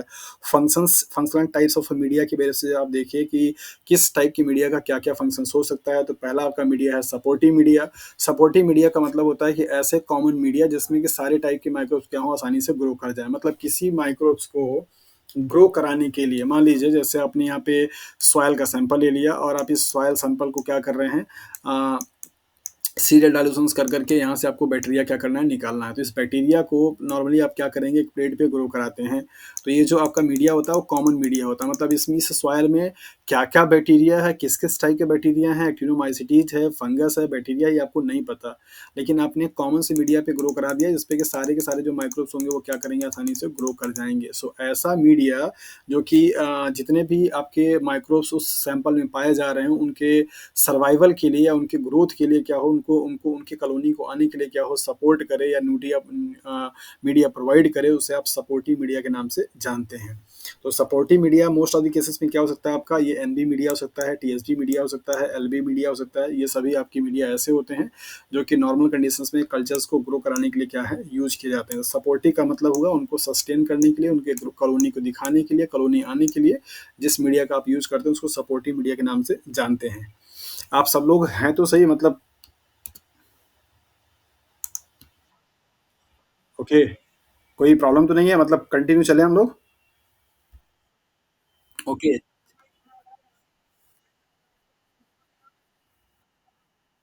इनरिच मीडिया का मतलब ये होता है कि उसमें न्यूट्रिएंट की बहुत ज़्यादा अवेलेबिलिटी होती है। उसे आप सॉलिड भी बना सकते हैं, और उसे आप लिक्विड भी बना सकते हैं। मतलब अगर आप उसमें अगार को नहीं मिलाएँगे, तो वो आपका लिक्विड मीन्स ब्रॉथ कहलाएगा। अगर आप किसी किसी भी मीडिया में अगर आप अगार ऐड कर देते हैं, और अगर आप ऐड तब करते हैं जब आपको उस कल्चर्स की कॉलोनी को देखना होता है, आप उसको सॉलिड मीडिया पे क्या करते हैं? ग्रो कराते हैं। ब्रॉथ में आप तब ग्रोथ कराते हैं जब आप उसका कोई क्वांटिटेटिव एस्टिमेशंस करना चाहते हैं, उसके किसी कैरेक्टर को आप कैरेक्टराइज़ करना चाहते हैं कि अच्छा, इसके पास इस कंडीशंस में भी ग्रो करने की और ये चीज़ बनाने की एबिलिटी है या नहीं है। तो इस तरीके से, यस सर प्लीज़ प्रोसीड। अच्छा, सनी भी जुड़े हैं। ठीक है, तो मेरे ख्याल से अभी ये चीज़ें आप लोगों को समझ में आ रही हैं, कोई प्रॉब्लम यहाँ पे नहीं होना चाहिए, और जहाँ कहीं पे अगर आपको होगा, तो उसे आप बता सकते हैं। वैसे कोशिश मेरी ये रहेगी कि आपको ये नया टॉपिक ज़रूर है और अभी आप तुरंत का तुरंत स्विच किए हैं आपके इंस्ट्रूमेंटेशन से, तो अलग टॉपिक आप पढ़ रहे हैं।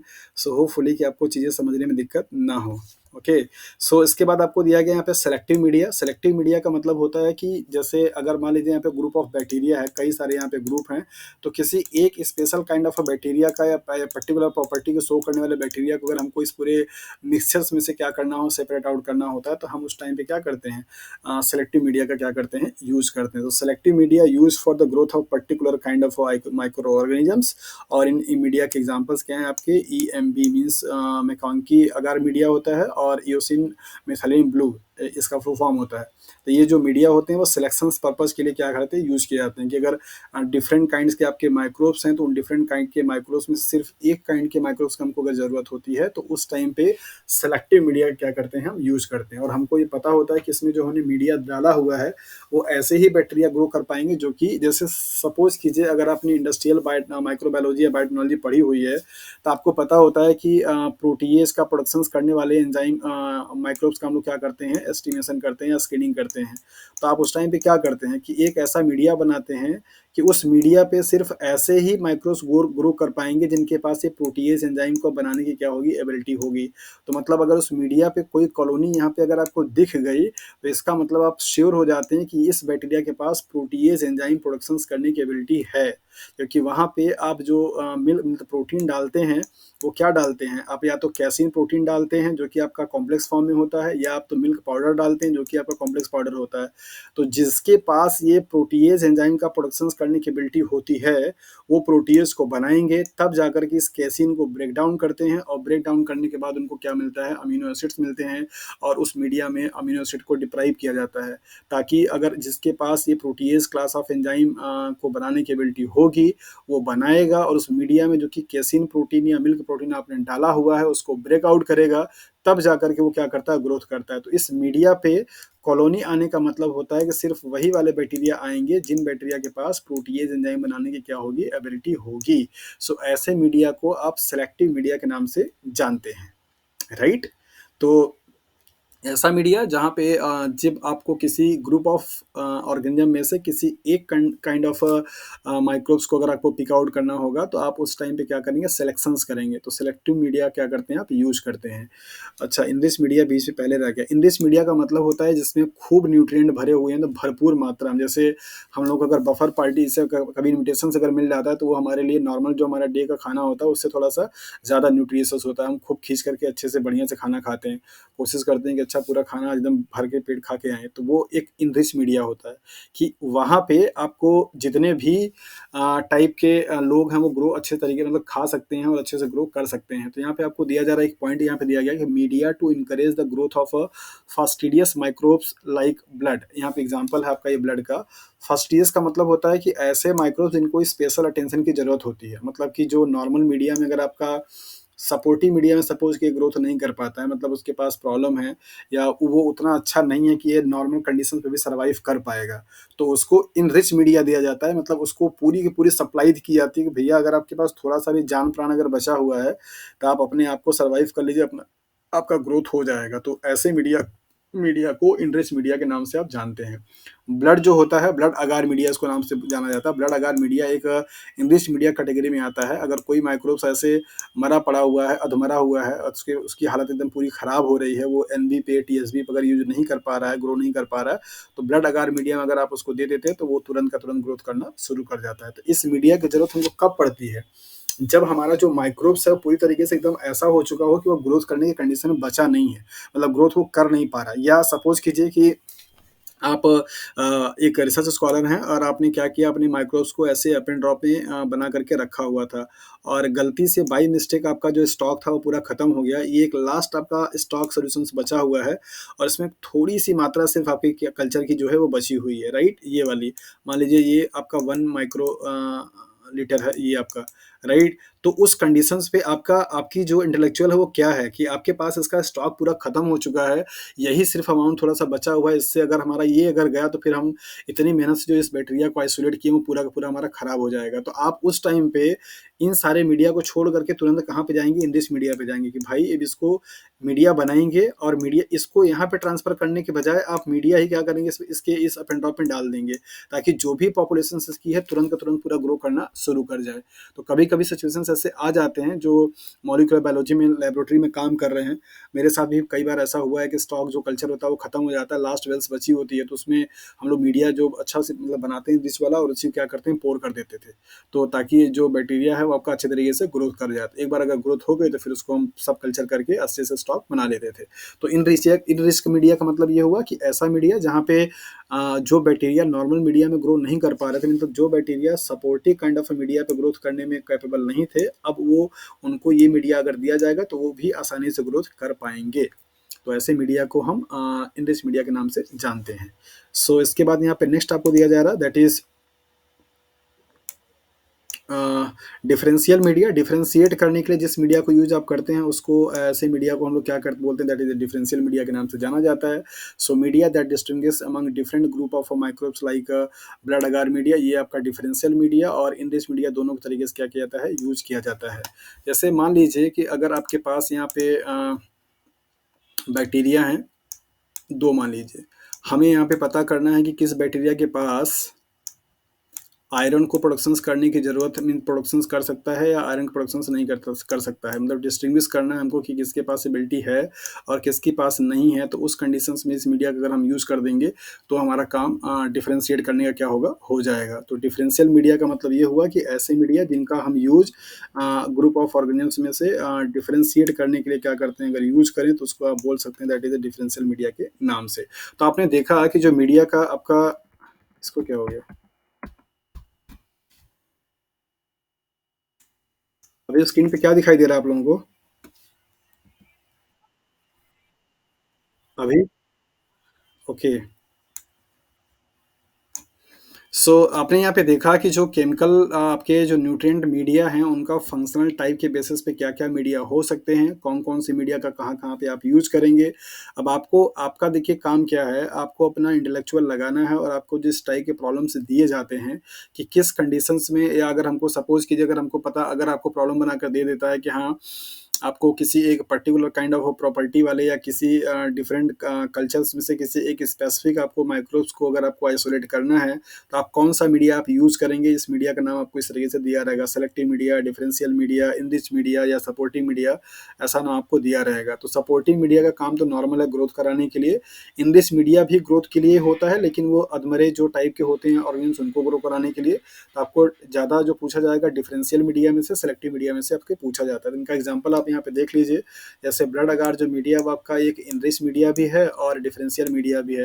तो ब्लड अगार को जो है वो सपोर्ट करता है growth of many fastidious bacteria, जो कि जिनको स्पेशल अटेंशन की जरूरत होती है उनको आप फास्टिडियस बैक्टीरिया के नाम से जानते हैं।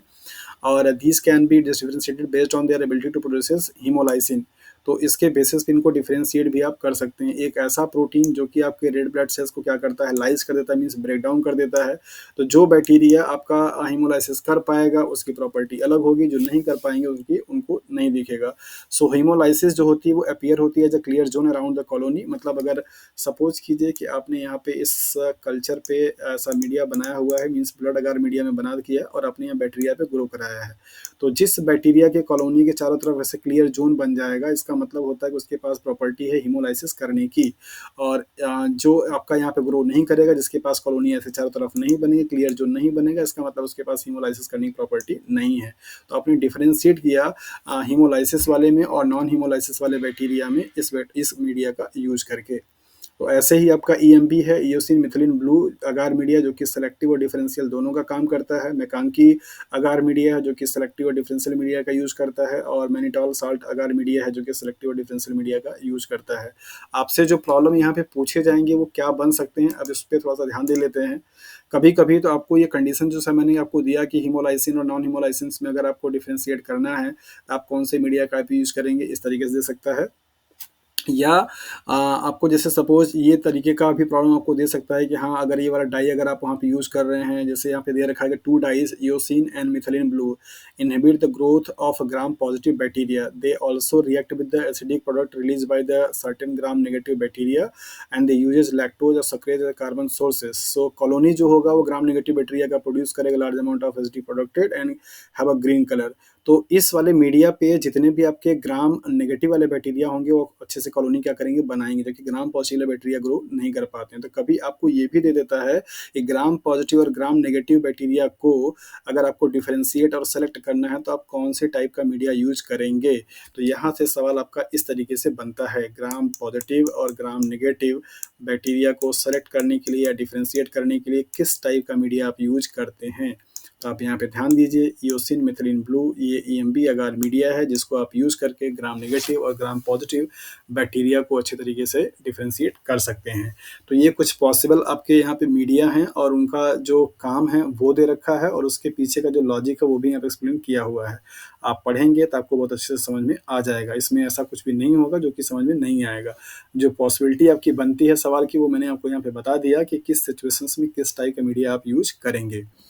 सो नेक्स्ट आप हम लोग बढ़ेंगे माइक्रोबियल कल्चर प्रोसीजर की तरफ से, जहाँ पे हम लोग पढ़ेंगे माइक्रोबियल कल्चर प्रोसीजर का मतलब ये हुआ कि आप माइक्रोब्स को कैसे कल्चर करते हैं, किस तरीके से आप उसके पॉपुलेशंस को ग्रोथ कराते हैं और वो कराने से पहले आपको किन-किन बातों का ध्यान देना होता है, क्योंकि माइक्रोब्स बहुत ही मतलब एक तरीके से फास्ट ग्रोइंग होते हैं। उनको ग्रोथ कराने के लिए बहुत ज़्यादा आपको चीज़ों को, इक्विपमेंट को स्टरलाइज़ करना पड़ता है, उनको ऑटोक्लेव करना पड़ता है, उनको प्रॉपर तरीके से बाकी जो आपके ऑर्गेनिम्स होते हैं, मीन्स बाकी जो माइक्रोब्स होते हैं उनसे फ्री करना पड़ता है। तो ये सब चीज़ों का बड़ा ध्यान देना होता है। तो माइक्रोबायोलॉजी लैबोरेटरी में काम करना एक बड़ा टास्क ये हो जाता है कि आपकी जो हैंडलिंग होती है वो बहुत एक्यूरेट होनी चाहिए। ज़रा-सा भी अगर आपने लापरवाही किया तो आपके बैक्टीरिया के अलावा वहाँ पे एयर में, आपके वाटर में और आपके आस-पास में, इवन आपके हैंड में भी बहुत सारे बैक्टीरिया एक साथ में होते हैं जो कि उस मीडिया में तुरंत का तुरंत अटैक कर जाते हैं और ग्रो करना शुरू कर देते हैं। तो ज़रूरी यहाँ पे ये हो जाता है कि जो जिस यूनिक बैक्टीरिया को आप ग्रो कराना चाहते हैं, सिर्फ़ वही बैक्टीरिया आपका ग्रो करे, इतने ह्यूज अमाउंट ऑफ अराउंडिंग में जो पाए जाने वाले माइक्रोब्स होते हैं उनमें से। तो उसके लिए आपको बहुत सेप्टिक मेथड यूज़ करने पड़ते हैं और आपको कुछ प्रोसीजर्स का फ़ॉलो करना पड़ता है कि आप कैसे मीडिया को बनाएँगे, मीडिया बनाकर कैसे आप उसको ऑटोक्लेव करेंगे। आप अगर हैंडलिंग कर रहे हैं किसी कल्चर को तो आप किस तरीके से उसको करेंगे, ये सब सारी चीज़ों का ध्यान देना पड़ता है। तो माइक्रोबियल कंट्रोल का मतलब यही हुआ कि जो आप माइक्रोब्स को ग्रो कराना चाहते हैं, उसके अलावा दूसरा कोई ग्रो ना करे, ताकि आपकी जो डिज़ायर्ड स्पीशीज़ है, डिज़ायर्ड आपके माइक्रोब्स हैं, सिर्फ़ उनका प्रोलिफरेशंस हो और आप जो भी एक्टिविटी को या जो भी प्रॉपर्टी को उनके फिजियोलॉजिकल या उनके बायोकेमिकल या उनके मॉर्फोलॉजिकल चीज़ों की जो स्टडी करना चाहते हैं, आप अच्छे तरीके से कर पाएँ। सो अनवांटेड या अनडिज़ायर्ड जो माइक्रोब्स हैं आपके सराउंडिंग में, मीन्स एयर में या वाटर में या आपके हैंड्स में, उनका ग्रोथ इनहिबिट हो, सिर्फ particular kind of microbial growth हो, उसी मेथड को हम लोग माइक्रोबियल कंट्रोल के नाम से जानते हैं। सो माइक्रोबियल कंट्रोल मेथड यहाँ से 3 तरीके से किया जा सकता है। 3 तरीके के आपके एजेंट्स होते हैं जिनको करके आप अनवांटेड जो माइक्रोब्स होते हैं उनके ग्रोथ को इनहिबिट कर सकते हैं, हैम्पर कर सकते हैं। तो नंबर पहला है that is the physical agents. So physical agent का मतलब ये हुआ कि यहाँ पे क्या-क्या हो सकता है, आपका हीट हो सकता है, दूसरा आपका क्या है, रेडिएशंस हो सकते हैं। तो रेडिएशंस में यहाँ पे कैटेगराइज़ किया गया जो कि आयोनाइज़ करेंगे, जिसमें एक्स रेज़ और कैथोड रेज़ और गामा रेज़ आते हैं, और नॉन आयोनाइज़िंग में क्या आता है आपका यूवी आता है। तो इसके पीछे का लॉजिक आपको मॉलिक्यूलर बायोलॉजी में पढ़ा चुका हूँ कि एक्स रे जो होता है वो आपका इलेक्ट्रॉन का एक्साइटेशंस कर देता है, तब जाकर के वहाँ पे म्यूटेशंस होगा, मीन्स आपके चेंजेज हो जाते हैं। जबकि यूवी रेज जो होती है वो आपका नॉन आयोनाइजिंग होती है, मीन्स इलेक्ट्रॉन को एक्साइटेड तो नहीं कर पाता, लेकिन वहाँ पे थायमिन डायमर बनाने का क्या करता है, काम करता है, राइट।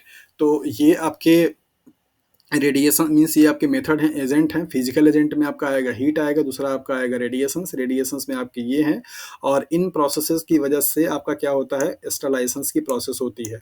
यहाँ पे कुछ वर्ड आपको यूज़ किए जा रहे हैं, स्टरलाइजेशंस, डिसइंफेक्टेंट और एंटीसेप्टिक और इस तरीके से। तो इनको हम लोग देखेंगे इनका मीन क्या होता है, क्या इनमें बेसिक डिफरेंसेस होते हैं डिसइंफेक्टेंट में, स्टरलाइजेशंस में या फिर एंटीसेप्टिक में। तो पहले इन ग्राफ को समझ लेते हैं। तो फिजिकल एजेंट में पहला पार्ट आपने देखा हीट, दूसरा पार्ट आपने देखा रेडिएशंस। तो रेडिएशंस में यहाँ पे 2 कैटेगरी आई, आयोनाइजिंग रेडिएशंस आया और नॉन आयोनाइजिंग आया। तो आयोनाइजिंग रेडिएशंस में क्या-क्या है, ये चीज़ें हैं, और ये क्या करेगा, आपका स्लाइसेंस की प्रोसेस को परफॉर्म करेगा।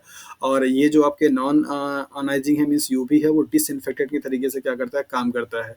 हीट में यहाँ पे 2 तरीका है आपका, एक ड्राई है, दूसरा क्या है आपका मॉइस्ट है। तो ड्राई में आपका क्या है, इस तरीके से इंसरनेशंस है और ड्राई ओवन है, ये सबसे ज़्यादा माइक्रोबायोलॉजी लेबोरेटरी में यूज़ किया जाता है। इन दोनों प्रोसेस से भी क्या होगा, आपका स्टरलाइज़ेशन होगा, लेकिन ड्राई के कंपैरिजन में मॉइस्ट जो हीट होता है वो ज़्यादा इफेक्टिव होता है। यहाँ से जो इंडोस्पोर वगैरह होते हैं उनके मरने की पॉसिबिलिटी नहीं बन पाती है। तो ड्राई जो हीट होती है वो कुछ चीज़ों के लिए एप्लीकेबल होता है, कुछ चीज़ों के लिए नहीं हो पाता। जैसे अगर आपका कोई पेपर का चीज़ है तो आप उससे हीट ड्राई नहीं कर सकते हैं, उसमें जलने की पॉसिबिलिटी बन जाती है, राइट। तो कुछ इनका लिमिटेशंस होता है। तो इनसे ज़्यादा बेटर आपको कौन माना जाता है, मॉइस्ट वाला, जहाँ पे वेपर के फॉर्म में क्या होता है, स्टरलाइजेशन की प्रोसेस होती है। सो स्टीम अंडर प्रेशर, जिसको आप ऑटोक्लेव के नाम से जानते हैं, ये आपका स्टरलाइजेशन कर देता है, जबकि आपकी बॉइलिंग वाटर या हॉट वाटर जो होती है वो पॉस्चराइजेशन करती है और डिसइंफेक्शन का क्या करता है, काम करता है। तो ये आपके फिजिकल एजेंट हो गए। केमिकल एजेंट में आपके क्या हैं, गैसियस है और लिक्विड्स हैं। गैसियस मॉलिक्यूल से भी आपका स्टरलाइजेशन हो सकता है और एज ए डिसइंफेक्टेंट काम कर सकते हैं। लिक्विड जो होंगे वो भी आपके एनिमेटेड होंगे और इनएनिमेटेड होंगे। एनिमेटेड का मतलब होता है लिविंग और इनएनिमेटेड का मतलब होता है नॉन लिविंग। ये दोनों चीज़ों के लिए क्या होता है, आपका यूज किया जाता है। और इसमें आपकी कैटेगरी है दैट इज द कीमोथेरेपी या एंटीसेप्टिक, और इसमें आपका डिसइंफेक्टेंट एंड स्टरलाइजेशन। मैकेनिकल वाले में जिसमें आपका रिमूवल मेथड होता है, तो उसमें आप फिल्टर कर सकते हैं एयर से या लिक्विड से। एयर से करेंगे तो आप उसको एज ए डिसइंफेक्शन के नाम से जानते हैं, लिक्विड से करेंगे तो आप एज ए स्टरलाइजेशन के नाम से जानते हैं। तो ये एक आपको मैप दिया गया है, जिस मैप से आप ये समझ सकते हैं कि किसी भी अनवांटेड माइक्रोब्स को कंट्रोल करने के लिए, उनकी ग्रोथ को रोकने के लिए क्या क्या पॉसिबल अप्रोच हो सकते हैं हमारे माइक्रोबायोलॉजी लेबोरेटरी में। तो माइक्रोबायोलॉजी लेबोरेटरी में जो सबसे ज़्यादा यूज होता है वो क्या क्या, नंबर पहला आपका यहाँ पे हॉट एयर ओवन होता है। दूसरा आपका ये ऑटोक्लेव होता है जो सबसे ज़्यादा होता है। तीसरा आपका अगर यहाँ पे गैसेस की बात करें तो यहाँ पे आपका यूज होता है that is the laminar air flow, जो कि आपको एक सेफ्टी कंडीशन देने का काम करता है। और लिक्विड के लिए ऐसा कुछ केमिकल्स यूज नहीं करते हैं ज़्यादातर केसेस में। हम लोग जब फंगस का अगर ग्रो कराना होता है तो वहाँ पे एंटीबायोटिक क्या कर लेते हैं, यूज कर लेते हैं, जो कि अनवांटेड चीज़ों को ग्रोथ करने में मतलब हेल्प, मतलब उसको ग्रोथ नहीं करने देता है। तो सिर्फ वो जो हमारा फंगस होता है वो अच्छे से ग्रोथ कर पाता है, राइट। तो इस तरीके से ये इनका एक मैप है और इस मैप के हेल्प से आपको ये समझ में आएगा कि यहाँ पे फिजिकल एजेंट हो सकते हैं, फिजिकल मेथड हो सकता है, दूसरा आपका केमिकल मेथड हो सकता है, तीसरा आपका मैकेनिकल मेथड हो सकता है। ये वाले मेथड्स उतने इफेक्टिव नहीं होते हैं। सबसे ज़्यादा आपका जो आएगा वो फिजिकल वाले में हीट, और हीट वाले में आपका क्या आता है, मॉइस, जो माइक्रोबायोलॉजी लेबोरेटरी में सबसे ज़्यादा सस्टेन करती है, मीन्स सबसे ज़्यादा दिखाई देती है। तो ये तीन जो आपको ये वर्ड यहाँ पे लिखे गए उनका क्या क्या मीन है यहाँ पे आप देख लीजिए। डिसइंफेक्टेंट का मतलब होता है कि जो भी आपके हार्म करने वाले जो ऑर्गेनिजम्स हैं उनको क्या किया जाए, उनके वेजिटेटिव पार्ट को, मीन्स रिप्रोडक्शंस करने वाले पार्ट को क्या किया जाए, या तो रिमूव किया जाए, या तो उनको इनएक्टिव कर दिया जाए, या तो वहाँ से उनको क्या किया जाए, रिमूव किया जाए। अगर ऐसा करने की एबिलिटी किसी के पास अगर होती है तो वो डिसइंफेक्टेंट कहलाता है। वो कभी भी किल नहीं कर पाएगा, राइट। मतलब बैक्टीरिया को उस टाइम के लिए, शॉर्ट टाइम के लिए उसकी एक्टिविटी को ब्लॉक जरूर कर देता है, मीन्स उसे ग्रोथ नहीं करने देगा, लेकिन पूरी तरीके से किल नहीं कर पाता है। तो डिसइंफेक्टेंट का लिमिटेशंस है कि ये जो इंडोस्पोर्स होते हैं बैक्टीरिया के, उनको ही ऊपर इफेक्ट इसका नहीं पड़ता है। तो ऐसा कोई बैक्टीरिया जो कि इंडोस्पोर का फॉर्मेशन करता है, उससे अगर आपको बचना होगा तो डिसइंफेक्टेंट का काम वहाँ पे काम नहीं कर पाएगा। तो ऐसे केमिकल एजेंट जो कि किसी सरफेस से, किसी भी ऑब्जेक्ट से जो हार्मफुल आपके ऑर्गेनिजम्स होते हैं उनके ग्रोथ को या तो क्या करे, ब्लॉक कर दे, या तो उनके एक्टिविटी को एक तरीके से सीज कर दे, लेकिन उन्हें किल ना कर पाए और इंडोस्पोर जो हो उसे भी इफेक्ट नहीं कर पाए, उसे आप डिसइंफेक्शन के नाम से जानते हैं। और ये कहाँ कहाँ पे आपके यूज हो सकते हैं, और usually used on in animated object, मतलब जितने भी नॉन लिविंग मटेरियल्स होते हैं सिर्फ उनको इस तरीके से यूज़ कर मतलब वाइप करने के लिए यूज़ किया जाता है। जैसे सपोज अगर हम लोग कोई फर्श पे अगर कोई केमिकल अगर ट्रीट करते हैं, जैसे अगर किसी ने भी अगर वो यूज़ किया होगा लेमिनार एयर फ्लो, तो लेमिनार एयर फ्लो के पहले जो वर्किंग बेंच होता है उसको हम लोग क्या करते हैं, स्प्रिट से या इथेनॉल से अच्छे से वाइप करते हैं। तो यहाँ पे इथेनॉल क्या होगा, एज अ डिसइंफेक्टेंट होता है कि अगर सब पहले से ही कोई अगर इस सरफेस पे कोई माइक्रोब्स अगर यहाँ पे है, तो उसको जब आपने इसको ऐसे स्पीड को स्पेयर करके आपने क्या किया, इसको वाइप कर दिया, तो यहाँ से सारे के सारे जो माइक्रोब्स होंगे वो इनएक्टिव फॉर्म में चले जाते हैं। तो डिसइंफेक्टेंट का मतलब ये होता है कि वो उसको इनएक्टिव कर देता है। स्टरलाइजेशन जो होती है वो पूरी तरीके से एकदम कंप्लीट मानी जाती है कि यहाँ पे ये प्रोसेस कर देने के बाद आपके जो भी माइक्रोब्स होंगे, चाहे वो आपका इंडोस्पोर हो, चाहे वो आपका फंगस हो, चाहे वो आपका बैक्टीरिया हो, सब के सब पूरी तरीके से क्या होते हैं, मर जाते हैं, रिमूव हो जाते हैं, डिस्ट्रक्ट हो जाते हैं। तो स्टरलाइजेशन की प्रोसेस सबसे इफेक्टिव मानी जाती है। तो ऑल द वाइबल माइक्रोब्स और जितने भी कंपोनेंट्स होंगे वो सब क्या होंगे, आपके खत्म हो जाते हैं, मर जाते हैं। और इनको भी बेसिकली हम यूज़ करते हैं किसके लिए? इनएनिमेटेड ऑब्जेक्ट्स के लिए, मीन्स नॉन लिविंग के। जैसे आपको ग्लासवेयर्स हैं और आपके फ्लास्क हैं, आपके पेट्री प्लेट्स हैं, आपका मीडिया है, इन सबको अगर आपको यूज़ करना होता है तो आप उससे पहले ऑटोक्लेव करते हैं और ऑटोक्लेव करके आप स्टरलाइजेशंस की प्रोसेस करते हैं। तो स्टरलाइजेशंस का मतलब होता है कि एक ऐसी प्रोसेस जिस प्रोसेस के थ्रू किसी भी ऑब्जेक्ट में पाए जाने, मीन्स ऑब्जेक्ट के सरफेस पे, इनसाइड पे, कहीं पे भी जो ऑर्गेनिजम्स हार्मफुल हैं, उन हार्मफुल ऑर्गेन्स को क्या कर देना, पूरी तरीके से किल कर देने की प्रोसेस को आप स्टरलाइजेशन के नाम से जानते हैं। इसके बाद आपका आता है एंटीसेप्सिस। ऐसे केमिकल्स होते हैं जो कि बॉडी सरफेस पे क्या कहते हैं, अप्लाई किए जाते हैं, और इनकी वजह से जो वेजिटेटिव पैथोजेंस होते हैं उनकी ग्रोथ क्या होती है, इनहिबिट होती है, या वो क्या होते हैं, डिस्ट्रॉय हो जाते हैं। तो उस केमिकल को आप एंटीसेप्सिस के नाम से जानते हैं। तो ये तीनों जो आपको क्लास यहाँ पे दिखाई गई, डिसइंफेक्टेंट, स्टरलाइजेशन और एंटीसेप्सिस, उनमें से सबसे ज़्यादा जो इफेक्टिव है, सबसे ज़्यादा बेटर है, वो क्या है, स्टरलाइजेशन की प्रोसेस है। इस प्रोसेस के थ्रू आप पूरे के पूरे जो ऑर्गेनिम्स होते हैं उस सरफेस पे या उस ऑब्जेक्ट पे सब क्या होते हैं, रिमूव हो जाते हैं, किल हो जाते हैं। और ऐसा माना जाता है कि स्ट्राइसन अगर आपका ऑटोक्लेव से किया जाए, मीन्स मॉइस्ट हीट से किया जाता है, तो पूरी तरीके से आपका वो जितने भी पैथोजेंस होते हैं उनसे फ्री वो ऑब्जेक्ट कहलाता है उस टाइम पे। और इसी अप्रोच को लेकर के हम लोग माइक्रोबायोलॉजी लेबोरेटरी में काम करते हैं। ओके, सो यहाँ पर आपने देखा। अब इसके बाद हम लोग आते हैं ऑटोक्लेव पे, जो कि आपके माइक्रोबायोलॉजी लेबोरेटरी का सबसे इंपॉर्टेंट एक इंस्ट्रूमेंट होता है। तो ऑटोक्लेव बेसिकली है क्या, जिस जिस प्रिंसिपल पे आपका प्रेशर कुकर काम करता है उसी प्रिंसिपल पे आपका ये काम करता है ऑटोक्लेव, राइट। एक सिंपल प्रेशर कुकर को ही अगर एक लार्ज स्केल पे साइंटिफिक टेम्परामेंट से अगर बना दिया है तो उसको आप ऑटोक्लेव के नाम से जानते हैं। यहाँ पे भी वही होता है, पानी आपका क्या करेगा, बॉयल करेगा, वहाँ पे जो वेपर्स बनते हैं वो वेपर आपके मॉइस्ट हीट को लिया हुआ रहता है, जो कि सारे पार्ट के ऑब्जेक्ट के अंदर अंदर तक क्या होता है, घुस जाता है, और वहाँ पे जितने भी माइक्रोब्स अगर आपके प्रेजेंट होते हैं तो वो सब क्या होते हैं, किल हो जाते हैं। नॉर्मल कंडीशंस पे आपके वाटर की जो बॉइलिंग पॉइंट होती है वो कितनी होती है, 100 डिग्री सेल्सियस। लेकिन जब इसी वाटर को, हेलो, एंटीसेप्सिस का मतलब होता है कि ये ऐसे केमिकल्स होते हैं जो कि किसी बॉडी के सरफेस पे आपके यूटिलाइज किए जाते हैं, और उसके यूज करने की वजह से जो भी पैथोजेंस होते हैं उनकी एक्टिविटी पूरी तरीके से खत्म हो जाती है, उनकी ग्रोथ को रोक देता है। ऐसे केमिकल को आप एंटीसेप्सिस बोलते हैं। सेप्सिस का मतलब होता है लाइसिस करना, मीन्स खराब करना। तो खराब करने वाले जो आपके माइक्रोब्स होते हैं उनकी ग्रोथ को रोकने वाले को एंटीसेप्सिस के नाम से जानते हैं। ये लिविंग सिस्टम पे यूज किए जाते हैं, जबकि आपका डिसइंफेक्टेंट होता है वो नॉन लिविंग, मीन्स इनएनिमेटेड ऑब्जेक्ट पे यूज किया जाता है। जैसे सपोज आपने जो डेटॉल यूज किया, अगर आपको कहीं चोट लगा और आपने डेटॉल यूज किया, तो वो डेटॉल आपका क्या है, एंटीसेप्सिस प्रॉपर्टी रखता है।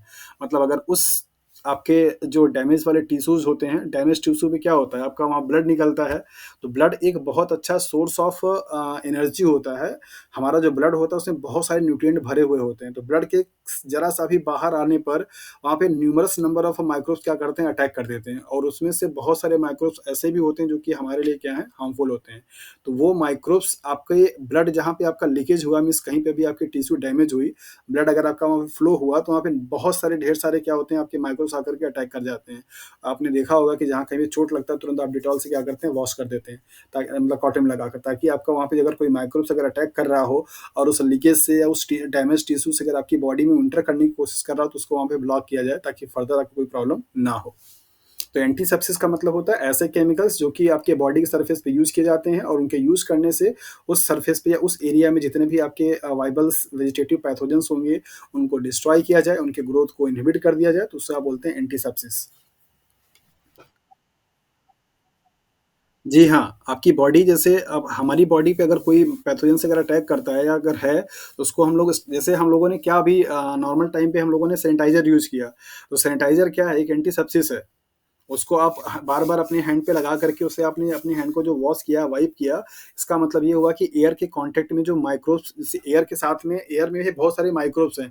कभी क्या आप में से कितन जितने भी लोग यहाँ पे जुड़े हैं, मैं थोड़ा एक सवाल यहाँ पे पूछना चाह रहा हूँ।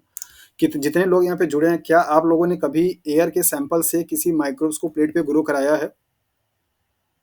अपने यूजी, पीजी या फिर पीएचडी, जब कभी भी? जैसे वाटर से सैंपल आप लेते हैं, सॉइल से सैंपल आप लेते हैं। क्या कभी किसी ने एयर से एयर सैंपल लेकर के माइक्रोब्स को ग्रो कराया है? सनी ने जवाब दिया, नो सर। ओके, और कोई? Sipra, no sir. Air sample कैसे आप लेते हैं, किसी को आइडिया है? अगर आपको एयर के बैटर,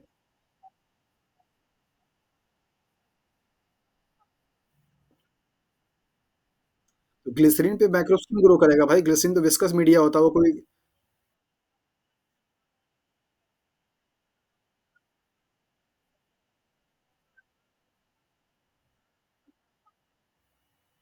ये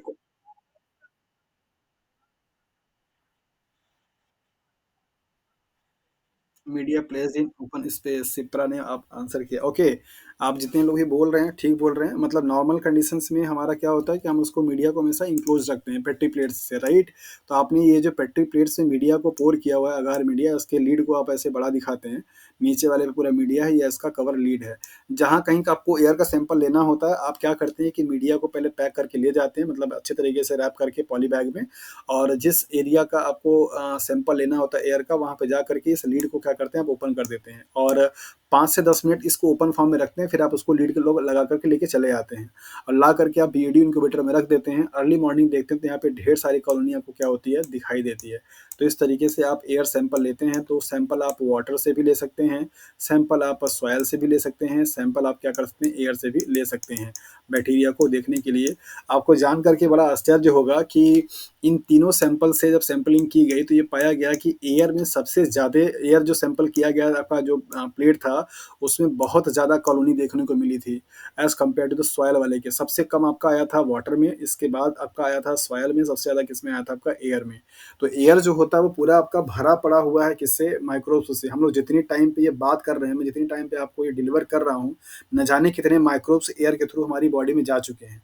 लेकिन चूंकि हमारी बॉडी में ऐसा इम्यून सिस्टम होता है जो कि अभी जस्ट आप लोगों ने इम्यूनोलॉजी पढ़ा तो उसको बताने की जरूरत नहीं है, वो उससे रजिस्ट करने क्या करता है, काम करता है।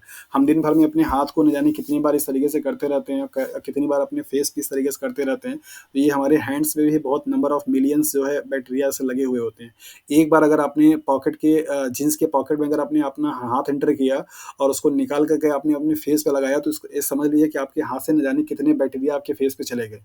तो डेली के टाइम पे, हर टाइम पे आपकी बॉडी का एक्सपोज़र माइक्रोब्स से हो रहा है, क्योंकि पूरा ये एयर जो है वो माइक्रोब्स से भरा पड़ा हुआ है, कहीं का भी एयर हो, राइट? तो ऑटोक्लेव क्या होता है? नॉर्मल हम यहाँ पे बता रहे थे कि जो वाटर होता है आपका 100 डिग्री सेल्सियस पे क्या करता है, बॉयल कर जाता है। तो उस 100 डिग्री सेल्सियस पे आपके नॉर्मल जो इंडोस्पोर वगैरह होते हैं उनकी किलिंग नहीं हो पाती, क्योंकि इंडोस्पोर की जो लेयर होती है बहुत हार्ड होती है और इंडोस्पोर का फॉर्मेशन ही बैक्टीरिया इसलिए करता है ताकि उसको हार्श कंडीशंस में सर्वाइव करने के लिए एक प्रोटेक्टिव लेयर दे। तो इस तरीके से ऐसा इंडोस्पोर नहीं होता, ये गलती ड्रॉ हो गया है, ये जस्ट लाइक लीफ लग गया। इंडोस्पोर आपका कुछ इस तरीके से दिखाई देता है, राइट? तो आपका ये जो ऑटोक्लेव होता है उसमें होता क्या है कि जब इसी आप वाटर को एक प्रेशर के अंडर में क्या करते हैं, बॉयल करते हैं, तो इसकी बॉइलिंग पॉइंट क्या होती है, बढ़ जाती है। अब इस ऑटो, कभी-कभी ये क्वेश्चन आपसे पूछा जाता है कि ऑटोक्लेव के इनसाइड में वाटर का बॉइलिंग पॉइंट कितना होता है? तो आप इसको ध्यान दीजिए कि यहाँ पे जो ये टेम्परेचर आपको लिख रखा है कि 21 डिग्री सेल्सियस, तो ये आपके बॉयल करने का जो टाइम होता है, मीन्स जिस टेम्परेचर पे आपका ये बॉयल करेगा उसका टेम्परेचर आपका ये 120 मीन्स 150 से लेकर के 115 से लेकर के 120 डिग्री सेल्सियस के रेंज में रहता है, मोस्ट ऑफ द केसेस में 120।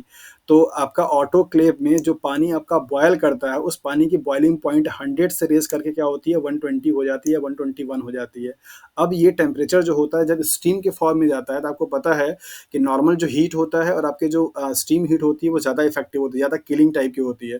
जैसे अभी यहाँ पे ज़्यादा लोग जुड़े हुए हैं, गर्ल्स मेजॉरिटी है और खाना सब लोग बनाते हैं। रोटी बनाने के टाइम पे गलती से अगर भी आपका रोटी अगर कभी फट जाए, तो उससे निकलने वाला जो हीट होता है वो आपको इतना तेज़ लगता है कि पूरा जलने लगता है आपका, राइट? तो उसके पीछे का लॉजिक आप क्या दिखाते हैं कि जो हीट वेपर्स मीन्स जो हीट आपका होता है वो लेटेंट हीट को लेके कैरी करता है, और लेटेंट हीट जो होती है आपकी बॉडी को ज़्यादा परेशान करती है, मीन्स ज़्यादा आपको दिक्कत देती है as compare to the heat के।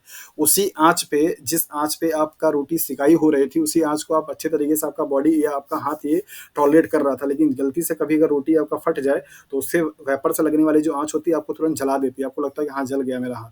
तो यही काम यहाँ पे भी होता है कि ये आपका जो वाटर होता है जिसकी नॉर्मल बॉइलिंग पॉइंट क्या होती है, 100 डिग्री सेल्सियस होती है, लेकिन आप इसे जब क्लोज वेसल्स में करते हैं तो ये प्रेशर की वजह से, यहाँ पे प्रेशर कितना है, 15 पीएसआई होता है, पाउंड।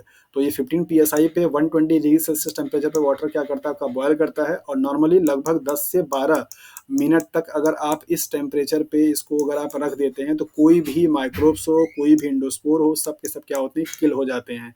दैट इज़ वाई हम ऑटोक्लेव करने के टाइम पे क्या करते हैं कि ऑटोक्लेव जब हमारा ही स्टार्ट होना शुरू हो जाता है, तो यहाँ पे एक मीटर लगा हुआ होता है जो कि प्रेशर को क्या करता है, मेजरमेंट बताता है। तो 15 पीएसआई पे पहुँचने के बाद हम लगभग 20 मिनट का क्या करते हैं इंक्यूबेशन पीरियड देते हैं, मीन्स 20 मिनट तक इस प्रेशर पे कंटिन्यू इसको क्या करते हैं ऑन रखते हैं। तो इस 20 मिनट में 15 पीएसआई पे जिसका टेम्परेचर आपका 120 डिग्री सेल्सियस पहुंच जाता है, इस टेम्परेचर पे और सारे जितने भी आपके पैथोजेंस होते हैं वो क्या होते हैं, किल हो जाते हैं। तो ऑटोक्लेव के इन साइड में रखे हुए जो ऑब्जेक्ट होते हैं वो पूरी तरीके से कंटामिनेटेड फ्री होते हैं।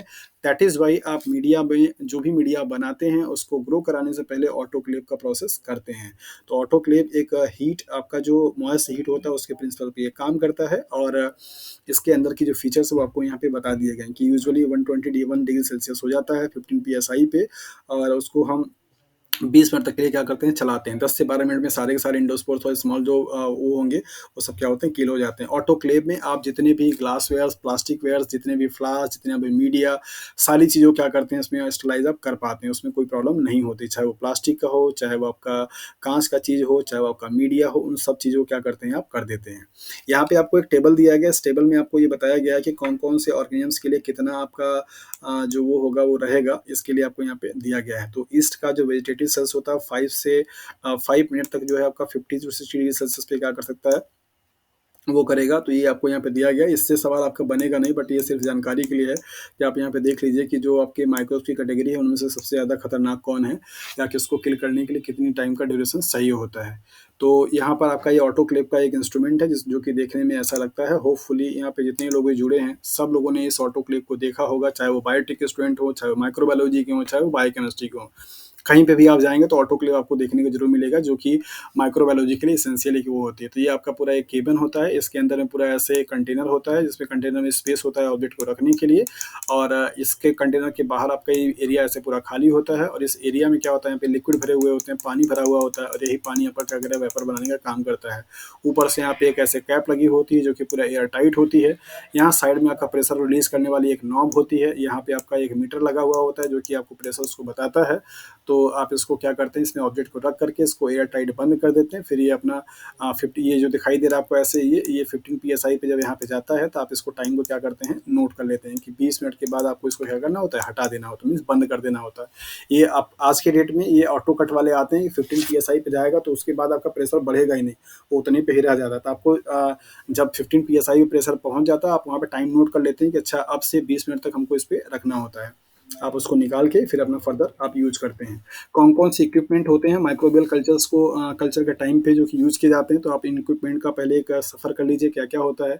आपको कल्चर्स को ग्रो कराने के लिए एक मीडिया चाहिए होता है, उस मीडिया को ग्रो बनाने के लिए आपको एक फ्लास्क की जरूरत होती है, जिसे आप कोनिकल फ्लास्क के नाम से जानते हैं। फिर आपको अगर वो मीडिया आपने बना लिया तो उस मीडिया को आप पोर करेंगे, जिस पोरिंग के मीडिया पर आपको उस बैक्टीरिया को या उस कॉलोनी को या तो आपको स्टिकिंग करनी है, या तो आपको पोरिंग करनी है, या तो आपको स्पॉट करना, कुछ भी करना होगा, तो आपको इस मीडिया को यहाँ से, मीन्स यहाँ इस वाले फ्लास्क से जो कि आपका मीडिया से पूरा भरा हुआ था, इसको आपने ऑटोक्लेव किया। इसको अब ला करके आप क्या करेंगे, पेट्टी प्लेट्स में ऐसे पोर कर देते हैं। तो पूरा का पूरा आपका ये जो मीडिया होता है, मीन्स पेट्टी प्लेट्स होता है, मीडिया से भर जाता है। और इसके बाद आप यहाँ पे क्या करते हैं, कॉलोनी को ग्रो कराते हैं, मीन्स बैक्टीरिया को स्पॉट करते हैं। उसके बाद आपको इस मीडिया में ये जो आपका पोरिंग का काम हो रहा है वो आप ऐसे जगह पे करते हैं जहाँ पे पूरा का पूरा एनवायरनमेंट कैसा हो, स्टरलाइज वाला हो। तो ऐसा इन्वायरमेंट प्रोवाइड करने के लिए हमारे पास एक इंस्ट्रूमेंट होता है, इसको आप एलएफ के नाम से जानते हैं, लेमिनार एयर फ्लो के नाम से जानते हैं, लेमिनार एयर फ्लो, राइट। तो ये लेमिनार एयर फ्लो क्या करता है, इसके अंदर का जो एक केबिन होता है इसमें हीपा फिल्टर लगे हुए होते हैं जो कि एयर को क्या करता है, अंदर से बाहर की तरफ फेंकता है।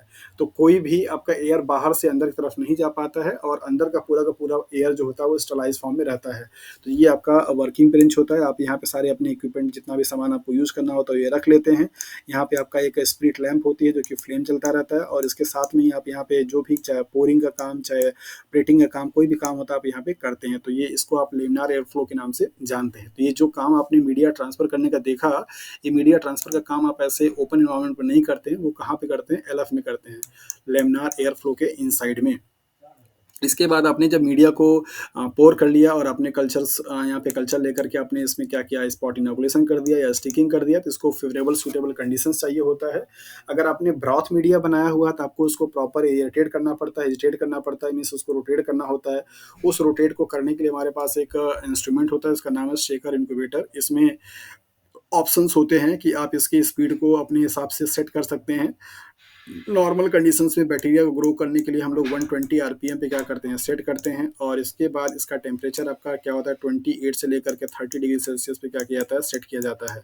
और किसी कल्चर्स को अगर आपको ग्रो कराना हो तो 16 आवर्स का लगभग आपको इंक्यूबेशन टाइम देना होता है। अगर आपने आज दिन के 10 बजे अगर आपने इनॉकुलेशन किया हुआ है तो कल आपको दिन के 4 मतलब दिन में आपको दोपहर या उसको शाम में 16 घंटा होने तक आपको पूरा कर लेना होता है। 16 घंटे के बाद आप इसको निकाल लेते हैं तो आपका पूरा का पूरा कॉलोनी यहाँ पे दिख जाती है। तो ये शेकर की ज़रूरत आपको तब पड़ती है जब आपने किसी मीडिया को लिक्विड फॉर्म में क्या कराया है, ग्रो कराया हुआ है, और वो लिक्विड मीडिया से आपको कोई प्रॉपर्टी के बारे में एनालिसिस करनी होती है, ब्रॉथ मीडिया इसे आप बोलते हैं। तो उस ब्रॉथ मीडिया को प्रॉपर हमेशा ऐसे मिक्स होते रहना चाहिए। अगर आप ऐसे कल्चर इसमें मान लीजिए मीडिया पूरा भरा हुआ है और आपने इसमें इनोकुलेशन कर दिया किसका, बैक्टीरिया का, और आपने इसको ऐसे छोड़ दिया तो ये पूरा का पूरा मीडिया आपका क्या होगा, स्टेंजेंट हो जाएगा, मीन्स ऐसे स्टेबल हो जाएगा, तो इसमें प्रॉपर ग्रोथ बैक्टीरिया की नहीं आती है। तो प्रॉपर ग्रोथ आने के लिए कल्चर मीडिया को हमेशा से हिलते रहना चाहिए ताकि उसमें एयर का मिक्सिंग प्रॉपर होता रहे, और साथ साथ जो बैक्टीरिया आपका जब ग्रोथ करता है तो उसमें जो कॉन्टैक्ट इनहिबिशन होते हैं वो चीज़ ना हो पाए। तो एरिएशन होने के लिए एक ऐसे मशीन की ज़रूरत होती है जो कि प्रॉपर ऐसे मिक्स करता रहे, तो उसको नाम देते हैं शेकर इंक्यूबेटर। और यहाँ पे टेम्परेचर भी प्रॉपर ऑप्टिमम मिल जाता है और ये प्रॉपर से शेक भी करता रहता है, तो इस इंस्ट्रूमेंट को हम शेकर इंक्यूबेटर के नाम से जानते हैं। इसके बाद आपका आता है बीओडी इंक्यूबेटर, जिसमें आप अगर कोई सॉलिड मीडिया बनाया हुआ है, जैसे अगर मान लीजिए इस मीडिया पर आपने क्या किया है, कोई स्टिकिंग कर दिया है और आप स्टिकिंग करने के बाद चाहते हैं कि इसको प्रॉपर तरीके का टेम्परेचर दिया जाए जिसमें ये ग्रो करे अच्छे तरीके से। इस प्लेट को आप यहाँ पे ऐसे लीड लगा देंगे, लीड लगाने के बाद आप क्या करते हैं, इसमें जाकर के इन साइड में रख देते हैं, और यहाँ पे जो प्लेट आपकी रखी रहती हैं इसको फिर आप केबिन को बंद कर देते हैं। टेम्परेचर यहाँ पे सेट करने का होता है, टेम्परेचर आप यहाँ पे दिखाई दे रहा है, ये वाला स्लॉट आपको, यहाँ पे आप टेम्परेचर को सेट कर देते हैं। अगर आपने बैक्टीरिया को ग्रो कराना है तो आप 28 से 30 डिग्री सेल्सियस रखते हैं। अगर आपने फंगस को ग्रो कराना है तो आप 25 से 27 के बीच में क्या करते हैं, टेम्परेचर को रख देते हैं। इस पे रख करके ओवरनाइट आप छोड़ देते हैं। अगली मॉर्निंग जब आप आते हैं तो यहाँ पे आपको, अगर आपका प्रोसेस प्रॉपर तरीके से हुआ है तो यहाँ पे आपको कल्चर दिखाई देखने को मिल जाते हैं। तो ये कुछ आपके इक्विपमेंट हैं, आपके जो माइक्रोब्स को ग्रो कराने से लेकर के, मीन्स कल्चर कराने से लेकर के उसको ग्रो कराने तक में क्या होते हैं, यूज होते हैं। कॉमन टाइप के हैं तो फ्लास्क है, पेटी प्लेट्स हैं, लेमिनार एयर फ्लो है, शेकर इंक्यूबेटर है, बीओडी इंक्यूबेटर है। इनका क्या यूज होगा, कब यूज होगा, यहाँ पे आपको बता दिया गया। ये सारी चीज़ें आपको माइक्रोबायोलॉजी लेबोरेटरी में देखने को मिल जाती हैं। उसके बाद नेक्स्ट हम लोग आएंगे यहाँ पे टाइप्स ऑफ माइक्रोबियल कल्चर, कि माइक्रोबियल जो कल्चर होता है वो कितने टाइप्स का हो सकता है। तो नॉर्मली यहाँ पे माइक्रोबियल जो कल्चर्स होते हैं वो 3 टाइप के होते हैं। पहला आपका होता है बैच कल्चर, दूसरा होता है आपका फीड बैच कल्चर, तीसरा होता है आपका कॉन्टिन्यूस कल्चर, राइट। तो बैच कल्चर का मतलब क्या है, ये एक आपका क्लोज इन्वायरमेंट होता है जहाँ पे, जैसे सपोज मैंने आपको स्टार्टिंग में यहाँ पे दिखाया था कि ये कोई एक फ्लास्क है, तो इस फ्लास्क में आपने क्या किया है, मीडिया ले लिया है, राइट। आपने इनिशियली सपोज कीजिए कि आपने 100 ml मीडिया यहाँ पे बना लिया। कौन सा बना लिया मीडिया आपने, मान लीजिए आपने यहाँ पे टीएसडी मीडिया बनाया। तो ये 100 ml मीडिया टीएसडी का बना करके आपने, और इसमें कोई आपने एक बैक्टीरिया का क्या किया है, इनाकुलम दे दिया है, राइट। तो ये बैक्टीरिया अपना इसमें क्या करेगा, कंटिन्यूसली ग्रो करता रहेगा। तब तक ग्रो करेगा जब तक कि इस मीडिया में आपके न्यूट्रिएंट की अवेलेबिलिटी रहेगी, और जैसे जैसे ग्रोथ करता जाएगा तो सेल्स का नंबर क्या होगा, बढ़ता जाएगा। बढ़ते बढ़ते बढ़ते बढ़ते एक टाइम ऐसा आएगा कि जो बैक्टीरिया होगा अब उसकी ग्रोथ क्या होगी, सैचुरेट हो जाएगी, क्योंकि मीडिया अब आपको उसको प्रॉपर नहीं मिल रहा होगा। एक फेज ऐसा भी आएगा जहाँ पे बैक्टीरिया अब धीरे धीरे डिक्लाइन होना भी शुरू हो जाएगा, क्योंकि वहाँ पे पॉपुलेशन जब बढ़ेगी, चूंकि मीडिया आपका लिमिटेड है, स्टार्टिंग जितना आपने दिया था उतना ही है, कोई आपने उसमें बाहर से फिर से एडिंग नहीं किया। दैट इज वाई यहाँ पे कई सारे फेज देखने को मिल जाते हैं। तो बैच कल्चर का मतलब होता है close culture, means close system, जहाँ पे सिर्फ एक टाइम पे स्टार्टिंग में ही सारे मीडिया के कंपोनेंट्स डाल दिए जाएं, और डालने के बाद आपने क्या किया, यहाँ पे बैक्टीरिया का इनोकुलम दे दिया है और उसको अलाउ कर दिया आपने ग्रोथ करने के लिए। तो स्टार्टिंग में आपको क्या करेगा, धीरे धीरे ग्रोथ दिखेगी। ग्रोथ पहले बढ़ता हुआ दिखेगा, फिर आपको एक फेज आएगा जहाँ पे वो स्टेशनरी फेज में आ जाएंगे, फिर आपको डिक्लाइन फेज दिखेगा। तो नॉर्मल जो कल्चर बैक्टीरिया का जो ग्रोथ पैटर्न होता है, जहाँ पे 4 फेजेस होते हैं, lag phase, log phase, stationary phase and decline phase, ये चारों के चारों फेज आपको इस वाले कल्चर में दिखाई दे जाते हैं। तो ऐसा कल्चर जहाँ पे क्लोज सिस्टम हो, मीन्स एक बार आपने मीडिया को डाला डाला और बैक्टीरिया को डाल करके आपने उसे ग्रोथ करने के लिए अलाउ किया और कंटिन्यूअसली वो ग्रोथ कर रहा है, ऐसे कल्चर को हम बैच कल्चर के नाम से जानते हैं। So all the medium components are placed in the reactor at the start point पे, स्टार्टिंग पे ही आप क्या करते हैं, रख देते हैं। There is a continuous change in the nutrient concentrations over time. जैसे जैसे समय बीतता रहता है न्यूट्रिएंट के कंसंट्रेशन में चेंजेस आते रहते हैं। इनिशियल्स में आपके न्यूट्रिएंट बहुत ज़्यादा होंगे, सेल्स की संख्या बहुत कम होगी, लेकिन जैसे टाइम बीतेगा सेल्स का पॉपुलेशन से बढ़ता जाएगा। सेल्स का पॉपुलेशन से बढ़ेगा तो न्यूट्रिएंट चूंकि कांस्टेंट था, अब न्यूट्रिएंट धीरे धीरे क्या होगा, डिप्राइव होना शुरू हो जाएगा। जैसे जैसे टाइम बीतेगा नंबर ऑफ सेल्स बढ़ते जाएंगे, कॉन्सेंट्रेशन ऑफ न्यूट्रिएंट घटता जाएगा। एक टाइम ऐसा आएगा कि अब आपका जो सेल्स का प्रोलिफरेशन हो रहा था वो अब इक्विलिब्रियम पे आ जाएगा, मीन्स स्टेशनरी फेज पे आ जाता है। फिर उस टाइम के बाद आपका एक फेज ऐसा भी आएगा जहाँ पे अब आपका जो न्यूट्रिएंट है पूरी तरीके से खत्म हो चुका, मीन्स कम हो चुका है, और माइक्रोब्स जो है उनकी पॉपुलेशन बहुत ज़्यादा हो चुकी हैं। न्यूट्रिएंट के लैक होने की वजह से अब वो धीरे धीरे डिक्लाइन करना, मीन्स डेथ करना स्टार्ट कर दिए हैं। सो यहाँ पे आपको दिया जा रहा है कि these organisms will grow and so usual growth phases, जितने भी बैक्टीरिया के जो ग्रोथ फेजेस के पार्ट होते हैं चारों आपको दिखने को मिल जाते हैं।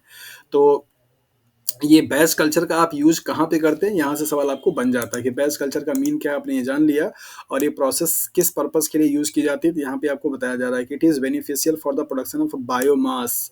अगर आपको कल्चर का मास कल्चर बनाना, मीन्स बहुत ज़्यादा अमाउंट में आपको अगर बनाना है बैक्टीरिया को, तो आप बैच कल्चर का क्या करते हैं, यूज करते हैं। मान लीजिए आप कोई ऐसे बैक्टीरिया पे काम कर रहे हैं जिस बैक्टीरिया के पास ये प्रॉपर्टी है कि वो आपका कोई एक स्पेसिफिक कंपाउंड बनाता है, राइट। जैसे एग्जांपल के तौर पे यहाँ पे आपको दिया गया है कि प्राइमरी मेटाबोलाइट्स जो होते हैं, लाइक एज लैक्टिक एसिड है, सिट्रिक एसिड है, एसिटिक एसिड है, इथेनॉल है। तो इन इसको प्रोडक्शन करने वाले जो बैक्टीरिया होंगे उन बैक्टीरिया का आपको संख्या बहुत ज़्यादा चाहिए है, क्योंकि आपको उनका अमाउंट बहुत ज़्यादा चाहिए होगा। तो ऐसे कंडीशंस में आप बैच कल्चर क्या करते हैं, यूज करते हैं। तो आपको ध्यान दीजिए, इसीलिए ये अलग कलर वाले से आपको यहाँ पे इंडिकेट किया गया है, अलग कलर से, कि यहाँ से सवाल आपसे जो बनता है वो यही पूछता है कि for the production of primary metabolites which kind of a bacterial culture media आप यूज करेंगे। तो प्राइमरी मेटाबोलाइट्स का एग्जांपल आपको यहाँ पे दिया गया है, lactic acid, citric acid, acetic acid या इथेनॉल। ऐसे मेटाबोलाइट्स जिनकी बॉडी में जरूरत खुद की होती है, और उसको आप प्राइमरी मेटाबोलाइट्स के नाम को किसके नाम से जानते हैं। तो इन मेटाबोलाइट्स को प्रोसेस करने के लिए बैच कल्चर का क्या करेंगे, आप यूज करेंगे। तो बैच कल्चर के लिए आपने यहाँ पे देख लिया कि क्या क्या स्टेटमेंट हो सकते हैं। फिर आपको यहाँ पे दिया जा रहा है फीड बैच कल्चर। तो फीड बैच कल्चर क्या होगा, इसके बारे का जो कॉन्सेप्ट है वो क्या है कि continuously subsequently feed with the fresh medium without removing of the growth culture. मतलब आपने यहाँ पे देखा था कि आपने स्टार्टिंग में मीडिया लिया, और मीडिया ले करके आपने यहाँ पे कल्चर को डाल दिया, और कल्चर डालने के बाद आपने इसको कैप लगा दिया। यहाँ पे कोई चीज़ ना तो आप रिमूव कर रहे थे, ना तो कोई चीज़ आप हट मतलब डाल रहे थे। फीड बैच कल्चर में क्या होगा कि ये आपने जो मीडिया एक बार यहाँ पे डाला था, मीडिया आप एक फिक्स इंटरवल वाले टाइम पे फ्रेश मीडिया क्या करते रहते हैं, यहाँ पे ऐड करते रहते हैं, लेकिन यहाँ से जो चीज़ बन रही है उसका आप रिमूवल नहीं करते। मतलब यहाँ पे ढेर सारी चीज़ क्या होती है, आपकी इकट्ठा होती जाती रहती है। तो इस वाले केस में उसमें क्या डिफरेंस हुआ कि बैच कल्चर में दोनों चीज़ें सिर्फ एक बार होती हैं, बाद में कोई चीज़ वहाँ पे ना तो एडिशन होता है ना तो रिमूवल होता है। फीड बैच कल्चर में क्या है कि आपका मीडिया जो होता है वो फ्रेश मीडिया बार बार क्या किया जाता है, ऐड किया जाता है without remove of a culture. मतलब जो बैक्टीरिया आपने डाल रखा है उसको विदाउट रिमूव किए हुए ही आप कल्चर मीडिया को, मीन्स न्यूट्रिएंट मीडिया को सप्लाई क्या है, करते रहते हैं। तो ऐसे कल्चर को हम बैच कल्चर के नाम से, फीड बैच कल्चर के नाम से जानते हैं। तो अब होगा क्या यहाँ पे कि जो आपके जैसे अपने जो भी चीज़ सबस्ट्रेट आपका बनेगा उसका कॉन्सेंट्रेशन क्या होगा, कांस्टेंट हो जाएगा। कांस्टेंट क्यों होगा, क्योंकि आप यहाँ पे मीडिया जब आप बराबर आप दिए जा रहे हैं, तो उसके बाद उसकी वजह से जो होने वाले रिएक्शंस होंगे, उन रिएक्शंस में कोई डिक्लाइन फेज तो आएगा नहीं, तो बराबर जो कंसंट्रेशन होगा वो क्या होगा, कांस्टेंट आपका बना रहता है। और सेल डेंसिटी जो होती है वो इंक्रीज करती रहती है, चूंकि आपने यहाँ पे मीडिया का वॉल्यूम आप बढ़ा रहे हैं, तो जितना टाइम बढ़ेगा उतने टाइम पे पॉपुलेशन क्या होगी, उसकी बढ़ती जाती है। तो नंबर ऑफ जो सेल्स होंगे वो आपके बढ़ते जाते हैं, लेकिन जो सबस्ट्रेट होता है वो आपका क्या होता है, कॉन्स्टेंट रहता है। ये इसकी क्या है, प्रॉपर्टी होती है फीड बैच कल्चर की। और यहाँ पर आपको जो देखने को मिलेगा वो क्या है कि various product produced by the feed batch culture techniques, वो क्या क्या हैं, आपके अमीनो एसिड्स हैं, एंटीबायोटिक्स हैं और एंजाइम्स हैं। तो एंटीबायोटिक और एंजाइम से सवाल आपसे बनते हैं कि अगर आपको किसी बैक्टीरिया से एंटीबायोटिक का प्रोडक्शन लार्ज स्केल्स पे कराना है, तो उस बैक्टीरिया को ग्रो कराने के लिए कौन से टाइप का कल्चर आप यूज करेंगे। बैच कल्चर, कॉन्टिन्यूअस कल्चर या फीड बैच कल्चर को किस में से आप यूज़ करेंगे। तो आप ध्यान दीजिए कि अगर आपको एंटीबायोटिक बनाना है या आपके एंजाइम इंडस्ट्रीज़ जो होते हैं, वहाँ पे अगर आपको एंजाइम का प्रोडक्शंस कराना है, तो उस कंडीशंस पे आप फीड बैच जो कल्चर होगा उसको क्या करेंगे, आप यूज़ करते हैं। क्योंकि यहाँ पे मीडिया आप कंटिन्यूअसली डालते रहते हैं, जिससे कि आपका जो वो प्रोडक्ट होता है उसका अमाउंट भी क्या होगा, बढ़ता रहेगा। चूँकि यहाँ पे मीडिया आप सप्लाई कर रहे होते हैं, तो पॉपुलेशन जो होती है बैक्टीरिया की बढ़ती रहती है, तो उस बैक्टीरिया से जो चीज़ प्रोडक्शन हो रहा होगा, जैसे एंटीबायोटिक हो रहा होगा, तो उसका भी अमाउंट क्या होगा, आपका बढ़ता जाएगा। तो जिसकी वजह से आपको वो चीज़ें मिल जाती हैं। इनका ग्राफ आप देख लीजिए, ग्राफ के बेसिस पे भी आपसे कभी-कभी पूछ लेता है ग्राफ दे कर के कि हाँ, इनमें से कौन-सा ये किस कल्चर को आपको शो कर रहा है, तो यहाँ पे आप उसको देख लीजिए। जैसा कि मैंने आपको बताया कि इस वाले कल्चर में आपको नॉर्मल जो बैक्टीरिया का ग्रोथ का पैटर्न होगा वो ऐसा होगा। इसमें चारों फेज़ आपको दिख जाते हैं। कौन-कौन से? Lag phase, log phase, sesame phase and death phase. ये बैक्टीरिया का आपका क्या है, एक नॉर्मल ग्रोथ पैटर्न होता है, जिसमें आपको सारे के सारे फेजेज़ क्या होते हैं, वो दिखाई देते हैं। तो फेजेज़ क्या-क्या होते हैं, यहाँ पर आपको देखने को दिख रहा है। लैग फेज़ का मतलब होता है कि इनिशियली जब आप बैक्टीरिया को क्या करते हैं, मीडिया में डालते हैं, तो उस मीडिया में उस बैक्टीरिया को जाने के बाद थोड़ा-सा टाइम लगता है इनक्यूबेट होने में, मतलब अपने आप को नॉर्मल करने में, और धीरे-धीरे न्यूट्रिएंट मीडिया को लेकर के जब उसका पूरा का पूरा सेल का जो साइज़ होता है प्रॉपर मेंटेन हो जाता है, तब जाकर के वो डिवाइड करना शुरू कर देता है। ऐसा नहीं होता कि आपने मीडिया में बैक्टीरिया को डाला और विदिन अ मिनट वो तुरंत-तुरंत डिवाइड करना शुरू कर दिया, ऐसा पॉसिबिलिटी नहीं है। उसको फर्स्ट साइकिल जो होती है, मीन्स फर्स्ट जो डिवीज़न होता है, उसको करने के पहले टाइम लगता है। तो वो टाइम पीरियड जहाँ पे नो ग्रोथ, मीन्स बैक्टीरिया का डिवीज़न, ग्रोथ तो हो रहा होगा, sorry for the wrong word, growth तो हो रहा होगा बट डिवीजन नहीं होगा। ग्रोथ इसलिए क्योंकि जो सेल का पूरा वॉल्यूम होता है, ये सेल का वॉल्यूम क्या होता है, बढ़ता है। जब बढ़ जाएगा तब जाकर यहाँ पे डिवीजन होगा। सो लैग फेज रिप्रेजेंट किसको करता है? No cell division but growth का। ग्रोथ वहाँ पे धीरे धीरे आपकी होती रहती है, लेकिन सेल डिवीजन वहाँ पे नहीं होता। एक बार जब आपका बैक्टीरिया प्रॉपर अपने सेल वॉल्यूम को मेंटेन कर लेता है, सारी चीज़ों को इनक्यूबेट कर लेता है, उसको सब चीज़ समझ में आ जाता है, दिमाग उसका खुल जाता है, तब वो क्या करता है, डिवाइड करना शुरू कर देता है। और जब डिवाइड करेगा तो एक्सपोनेंट के फॉर्म में डिवाइड करता है, दैट इज 2 की पावर n, या n के पावर 2 के फॉर्म में क्या करेगा, डिवाइड करेगा। जितनी साइकिल चलाएगा उतना बार आपका एक्सपोनेंट के फॉर्म में सेल्स बढ़ते जाएंगे। मतलब 1 से क्या बनेगा, 2 बनेगा, 2 से फिर क्या बनेगा, आपके 4 बनेंगे, फिर 4 से क्या बनेगा, इस तरीके से नंबर ऑफ सेल्स क्या होते हैं, बढ़ते जाते हैं। तो वो फेज जहाँ पे बैक्टीरिया का जो पॉपुलेशन है वो एक्सपोनेंशियली क्या करे, ग्रोथ करे, उसको आप लॉग फेज के नाम से जानते हैं। यहाँ पे सेल डिवीजन का जो रेट होती है वो बहुत ही ज़्यादा होती है, मीन्स हाईएस्ट मानी जाती है। इसके साथ-साथ ये फ़ेज़ आपका तब तक चलता रहेगा जब तक कि उस मीडिया में जो आपने न्यूट्रिएंट डाला हुआ है उसमें फ्री फॉर्म में अवेलेबल न्यूट्रिएंट मीडिया आपके क्या हैं, मिल रहे हैं। इसके बाद एक फ़ेज़ ऐसा आ जाएगा जहाँ पे ग्रोथ तो होगी, लेकिन उसी कंडीशंस में, मीन्स आपका जो न्यूट्रिएंट मीडिया होगा वो अब धीरे-धीरे डिप्राइव होना शुरू हो गया, मीन्स सबको प्रॉपर तरीके से मीडिया आपकी नहीं मिल पा रही है। तो जो ग्रोथ आपको दिख रही थी वो ग्रोथ आपको दिखाई नहीं देती है। तो ऐसे फ़ेजेज़ जहाँ पे आपकी ग्रोथ स्टेडी स्टेट में आ जाती है, मीन्स स्टेशनरी फ़ेज़ में आ जाती है या कांस्टेंट हो जाती है, तो उसको आप स्टेशनरी फेज के नाम से जानते हैं। आफ्टर सम टाइम्स आपको ये देखने को मिलेगा कि जब उस मीडिया में न्यूट्रिएंट पूरी तरीके से डिप्लीट हो गए हैं और आपका पॉपुलेशन बढ़ने की वजह से अब वहाँ पे बहुत क्राइसिस हो रही है न्यूट्रिशंस का, तो जो कुछ जो सेल्स होती हैं वो डिक्रीज करना शुरू कर, मीन्स उनका डेथ होना शुरू हो जाता है। तो जब डेथ होती है तो उनकी संख्या कम होने लगती है, जिसकी वजह से आपको यहाँ पे ऐसे डिक्रीज होते हैं, मीन्स डाउन तरीके से ग्राफ आपको दिखाया जाता है। तो ये 4 आपके फेजेस होते हैं किसी भी बैक्टीरिया के ग्रोथ काइनेटिक्स के एनालिसिस करने में। तो लैग फेज जो कि नो डिवीजन, लॉग फेज जो कि हाई डिवीजन, स्टेशनरी फेज जहाँ पे आपका कोई फर्दर ग्रोथ नहीं हो रही है, स्टेशनरी हो चुका है, डेथ फेज जहाँ पे अब बैक्टीरिया की डेथ होना शुरू हो गई है। तो ये चारों फेज आपको कहाँ पे देखने को मिलते हैं, बैच कल्चर में देखने को मिल जाते हैं। तो आपसे हाँ, हाँ, पूछिए।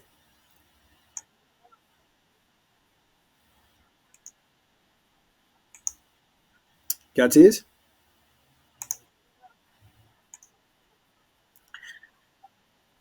यहाँ से आप इस तरीके से क्या हो क्या रहा है? 1 मिनट। यहाँ से आप इसको इसलिए स्टार्ट नहीं कर सकते हैं क्योंकि जो आपका कल्चर है, जो भी आपका बैक्टीरिया है, वो डायरेक्टली तुरंत ग्रो नहीं करता, उसको कुछ टाइम लगता है। ये आपका ये जो यहाँ पे नंबर ऑफ सेल्स ये जितना जा रहा है, इसको कुछ समय लगेगा। ये तुरंत का तो ओरिजिन का मतलब होता है कि जो चीज़ आपने 0 पॉइंट से स्टार्ट हो जाना, तो तुरंत का तुरंत कोई बैक्टीरिया आपका इस फेज में नहीं आएगा। इसको आने में यहाँ पे समय लगता है इस संख्या को करने के लिए, दैट इज़ व्हाई ये यहाँ से स्टार्ट करते हैं। और ये जो आपको यहाँ पे यहाँ फेज़ ऐसे लीनियर दिखाई दे रही है, इसका मतलब होता है कितने टाइम ड्यूरेशंस में इस बैक्टीरिया का सिर्फ़ और सिर्फ़ ग्रोथ हुआ है, कोई सेल डिवीज़न नहीं हुई है। तो ओरिजिन से ना दिख हाँ, हाँ, मतलब देखिए 2 चीज़ें हैं, एक होता है आपका सेल डिवीज़न जिससे कि पॉपुलेशन बढ़ती है और एक होता है आपका सेल ग्रोथ जिससे कि आपका सेल का मास या सेल का वॉल्यूम बढ़ता है। तो लैग फेज़ में सेल का वॉल्यूम तो बढ़ेगा, मास तो बढ़ेगा, मतलब उसकी जो साइज़ होगी वो बढ़ेगी, लेकिन नंबर इसका ये नहीं बढ़ेगा, मतलब डिवीज़न यहाँ पे नहीं होता है। ये आप ध्यान दीजिएगा, लैग फेज़ का मतलब होता है no division phase.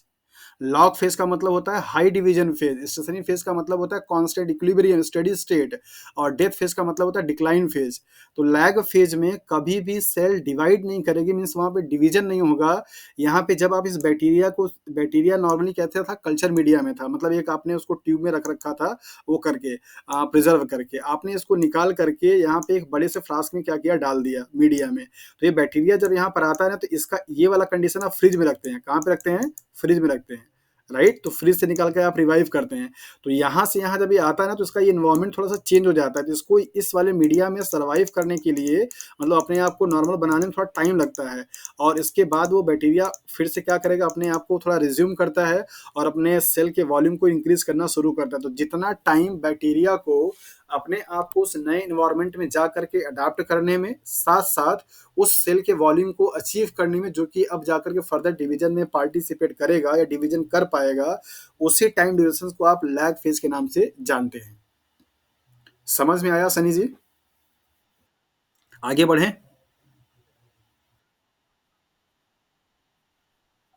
Death phase का मतलब ये हुआ कि जैसे देखिए एक एग्जांपल के तौर पे कि मान लीजिए ये आपका छोटा सा एक प्लेट था, राइट। और यहाँ पे नंबर ऑफ बैक्टीरिया ऐसे पूरे कंडेंसली फॉर्म्ड हो गया, मीन्स यहाँ पे कांटेक्ट इनहिबिशन होना शुरू हो गया। तो जब यहाँ पे न्यूट्रिएंट मीडिया की कमी हो जाएगी और स्पेस यहाँ पे जब कम हो जाएगा, अरे भाई जैसे आप ट्रेन में अगर सफ़र कर रहे हैं और ट्रेन में एकदम बहुत कचाके वाली भीड़ हो, जैसे कोई एग्जाम एग्जाम चल रहा हो, उस टाइम पे अगर आप जाइए तो आपको वहाँ पे सांस लेने में बहुत दिक्कत होती है, मतलब आपका दम घुटता है ना। तो ऐसे ही बैक्टीरिया होते हैं, अगर उनकी पॉपुलेशंस बहुत ज़्यादा बढ़ जाती है और यहाँ पे न्यूट्रिएंट की भी एबिलिटी, मतलब अवेलेबिलिटी जो होती है वो कम हो जाती है, तो इस टाइम पे ये बैक्टीरिया क्या करते हैं, डेथ करना शुरू कर जाते हैं। तो जब डेथ फेज मतलब दिखाता है कि वहाँ पे पॉपुलेशन सब क्या हो रही है, डिक्लाइन हो रही है। ठीक है, ओके, आगे बढ़ें। ओके, सो यहाँ पर आपने देखा कि बैच कल्चर का जो ग्राफ होगा वो किस तरीके से होगा। अब हम लोग आएंगे फीड बैच कल्चर पे। तो यहाँ पर आपको एक स्टेटमेंट लिखा हुआ था कि सेल की जो डेंसिटी होती है वो क्या होती है, कॉन्स्टेंटली बढ़ती रहती है, मीन्स इंक्रीज होती रहती है, जबकि आपका जो सबस्ट्रेट का कॉन्सेंट्रेशन होता है वो क्या होता है, रिमेन्स कॉन्स्टेंट होता है। तो यहाँ पे आप देखिए कुछ यहाँ पे फैक्टर हैं, ये एक्स बताता है आपकी सेल की डेंसिटी को, और क्यू एस बताता है आपके सबस्ट्रेट के टर्नओवर नंबर को, मतलब कि कितना सब, टर्नओवर का नंबर का मतलब होता है कि एक एंजाइम की ऐसी कैपेसिटी या किसी प्रोसेस में एक ऐसा प्रोसेस जिसके थ्रू कोई एक मॉलिक्यूल्स एक फेज से दूसरे फेज में क्या हो रहा है, कन्वर्ट हो रहा है। अगर हम लोग इसको रिएक्शंस के रेट में देखें तो ये रिएक्टेड मतलब सबस्ट्रेट से प्रोडक्ट में चेंज होने की जो रेट होती है उसको आप सब टर्नओवर नंबर के नाम से जानते हैं, राइट। तो इस वाले फेज की पहचान क्या है, अगर आपको ग्राफ दिया जाएगा तो आप कैसे पहचानेंगे, इसको आप ध्यान दीजिए। फीड बैच कल्चर में चूंकि आप मीडिया कंटिन्यूसली क्या करते हैं, सप्लाई करते रहते हैं, जिसकी वजह से जो पॉपुलेशंस होती है, मीन्स बैक्टीरिया की जो डेंसिटी होती है वो कंटिन्यूसली क्या होती है, इंक्रीज होती रहती है। तो यही इसकी पहचान है कि यहाँ पे आप देखिए कि ये कंटिन्यूसली क्या हो रहा है, आपको इंक्रीज होता हुआ दिखाई दे रहा है। तो सेल डेंसिटी क्या होगी, हमेशा बढ़ती रहेगी, और इसी के बढ़ते रहने से इससे बनने वाले जो प्रोडक्ट होते हैं उनका भी अमाउंट क्या होता है, बढ़ता रहता है। तो ये इसकी पहचान है, बाकी ये दोनों चीज़ें आपकी क्या होंगी, कांस्टेंट होंगी। इसके बाद जो अगला आप देखेंगे कॉन्टिन्यूअस कल्चर जो देखेंगे, उसमें आपका दोनों चीज़ होता है। आप वहाँ से एक तरफ क्या करते हैं, जैसे मान लीजिए अगर आपका ये कोई एक फ्लास्क था और इस फ्लास्क में आपने मीडिया यहाँ पे लिया और मीडिया लेकर के आपने इनोकुलेशंस क्या किया, कर दिया। इसमें दोनों चीज़ करते रहते हैं, बार-बार पे इंटरवल टाइम पे आप यहाँ पे मीडिया भी डालते रहते हैं और इसको यहाँ से निकालते भी रहते हैं, राइट। ये दोनों काम करते हैं। तो तीनों का एक बड़ा रिलेशन है। पहले वाले में आप कुछ आपने कुछ भी नहीं किया, एक बार वंस इन अ टाइम आपने इनोकुलेशंस किया, एंड वन्स टाइम आपने क्या किया, बैक्टीरिया मतलब मीडिया को डाला, छोड़ दिया आपने। दूसरे वाले में आपने क्या किया कि मीडिया और बैक्टीरिया पहले आपने डाल दिया, लेकिन इंटरवल टाइम पर आपने मीडिया फिर से क्या कर रहे हैं, आप रिप्लेस करते जा मीन्स डालते जा रहे हैं उसमें। तीसरे वाले में क्या होता है, दोनों चीज़ों का मिक्सअप होता है कि वहाँ पे आप पहले मीडिया डाला, फिर उसके बाद आपने बैक्टीरिया डाल दिया। इंटरवल के टाइम पर जब आप मीडिया बाहर से डालते हैं तो उस दूसरी तरफ से उसका प्रोडक्ट जो होता है उसको निकालते रहते हैं। दैट इज़ व्हाई उसको आप कॉन्टिन्यूअस के नाम से जानते हैं। तो देखिए यहाँ पे कॉन्टिन्यूअस का मतलब क्या होता है। Continuous culture is a continuous process where nutrients are continuously added and culture broth जो भी कंटेन करेगा आपका इज रिमूव। तो आपके एक तरफ से आप मीडिया क्या करते हैं उसमें डालते जाते हैं, और दूसरी तरफ से आपका जो ब्रॉथ होता है जिसमें आपका पूरा सेल या सेल का मेटाबोलाइट जो होते हैं वो उसको क्या करते हैं, आप निकालते जाते हैं। तो ऐसे कल्चर को हम कॉन्टिन्यूअस कल्चर के नाम से जानते हैं।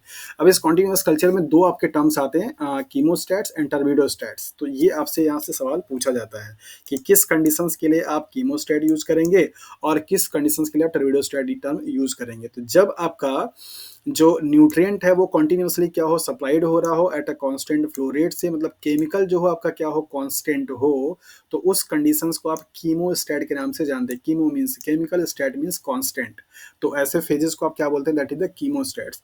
टर्बिडोस्टैट का मतलब होता है कि जब वहाँ पे केमिकल आपका क्या हो, ग्रेडियंट मींस चेंज हो रहा हो, लेकिन सेल की डेंसिटी जो हो आपकी क्या हो, वो कांस्टेंट हो जाए, तो उसको आप क्या बोलेंगे, टर्बिडोस्टैट के नाम से जानते हैं। आपको पता होगा कि जब किसी भी आप फ्लास्क में अगर इनिशियली मीडिया लेकर के, कोई भी मीडिया आप लेते तो ट्रांसपेरेंट होता है, राइट। जैसे अगर आपने टीएसबी मीडिया अगर बनाया तो वो ट्रांसपेरेंट येलो कलर का आपको दिखाई देता है। आपने एनबी मीडिया बनाया तो भी आपको ये पेल येलो कलर का दिखाई देता है, ट्रांसपेरेंट होता है।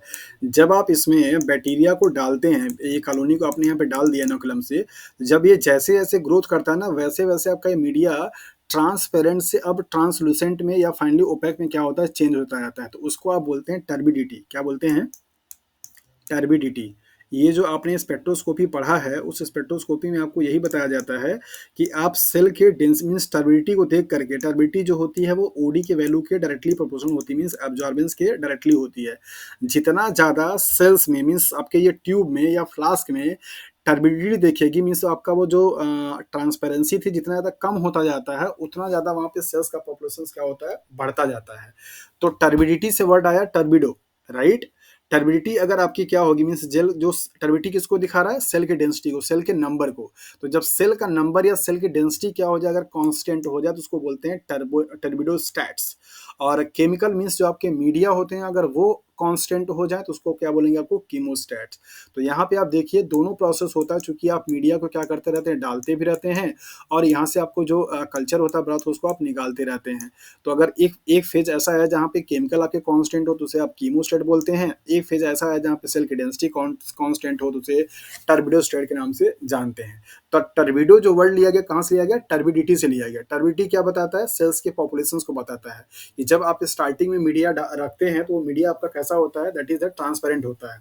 लेकिन जब पॉपुलेशन आपकी ग्रोथ करने लगती है तो उस टाइम पे वो आपका जो मीडिया होता है वो धीरे धीरे धीरे धीरे टर्बिड होने लगता है। मीन्स पहले ओपेक ट्रांसलूसेंट टाइप का हो जाएगा, मीन्स हल्का हल्का दिखेगा, फिर उसके बाद ओपेक हो जाता है पूरी तरीके से, पॉपुलेशन आपकी जब कवर कर जाती है तो इस तरीके से आपका कॉन्टिन्यूअस कल्चर होगा। तो cell growth is controlled and remain constant in the system.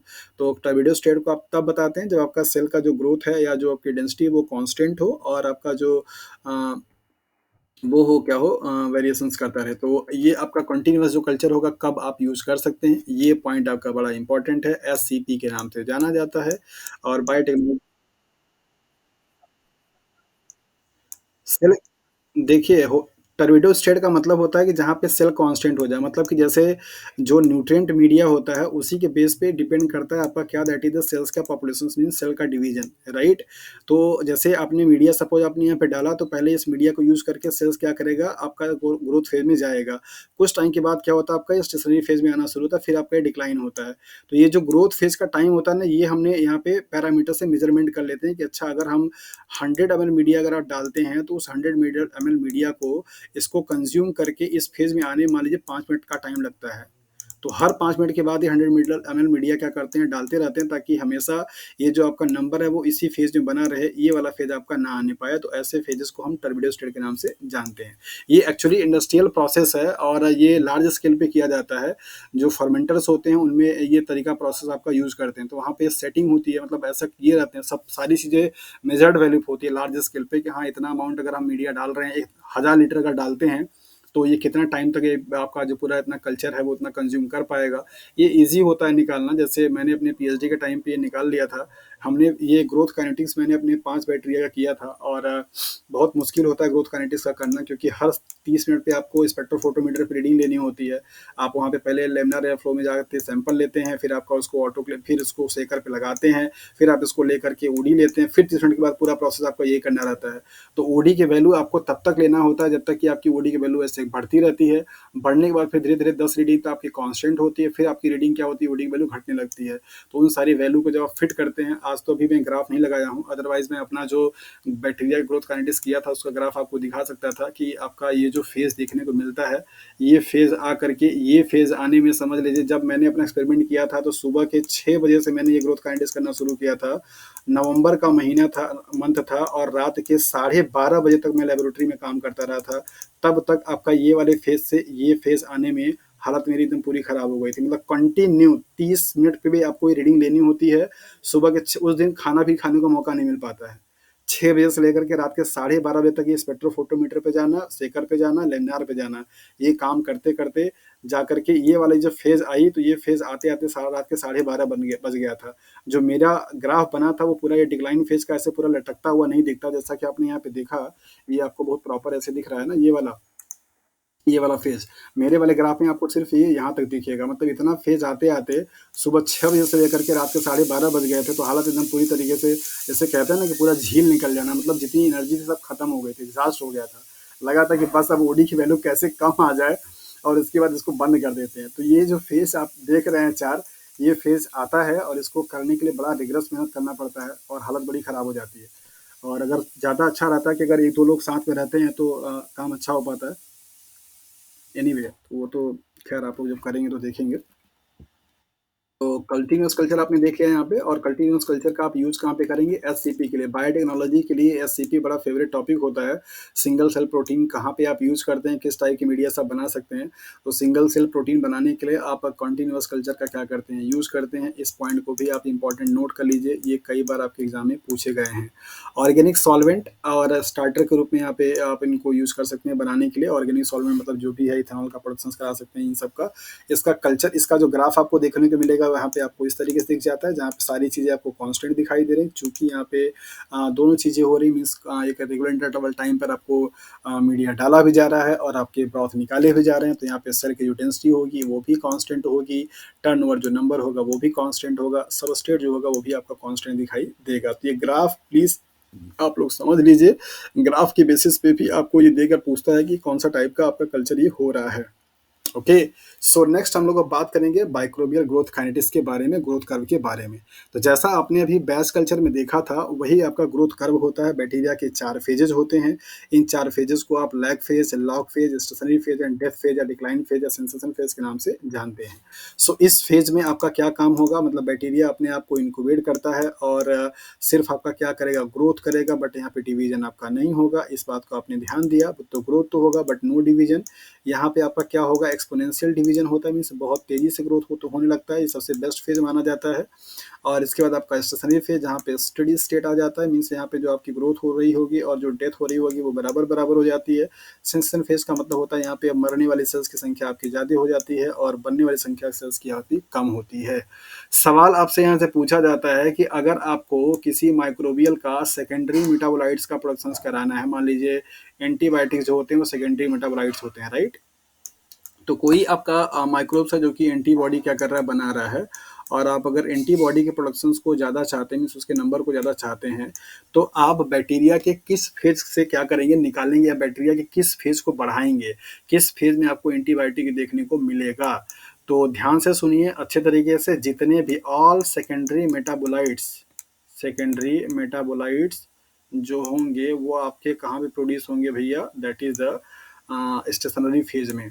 कहाँ पे, स्टेशनरी फेज में। तो ये वाला जो फेज होता है वहाँ पे आपके सेकेंडरी मेटाबोलाइट्स आपके बनते हैं, दैट इज इस वाले फेज में। तो यहाँ से कभी कभी आपसे ये भी पूछ देता है कि बैक्टीरिया के ग्रोथ काइनेटिक्स में कौन कौन से फेज होते हैं और किस में आपका क्या होता है। तो आपने यहाँ पे ध्यान दिया कि लैग फेज में कोई डिवीजन नहीं होगा, सिर्फ ग्रोथ होंगे। लॉग फेज में आपका क्या होगा, एक्सपोनेंशियल ग्रोथ होगी। स्टेशनरी फेज में आपकी डेथ और बनने वाले सेल्स की संख्या बराबर हो जाती है। और सेंसस फेज़ में या डेथ फेज़ में आपकी सेल्स जो होती हैं वो मरना शुरू कर जाती हैं। इसकी वजह से उसकी डेंसिटी क्या होती है, कम हो जाती है। तो सेकेंडरी मेटाबॉलाइट्स कहाँ बनेंगे, स्टेशनरी फेज़ में बन जाएगा। तो ये ग्राफ को आप यहाँ पे फिर से देख लीजिए, यही ग्राफ आपको वहाँ पे दिखाया गया था और इस ग्राफ से आप ये बात समझ पाते हैं कि हाँ, बैक्टीरिया का बिहेवियर कैसा होता है जब आप उसको मीडिया में डालते हैं।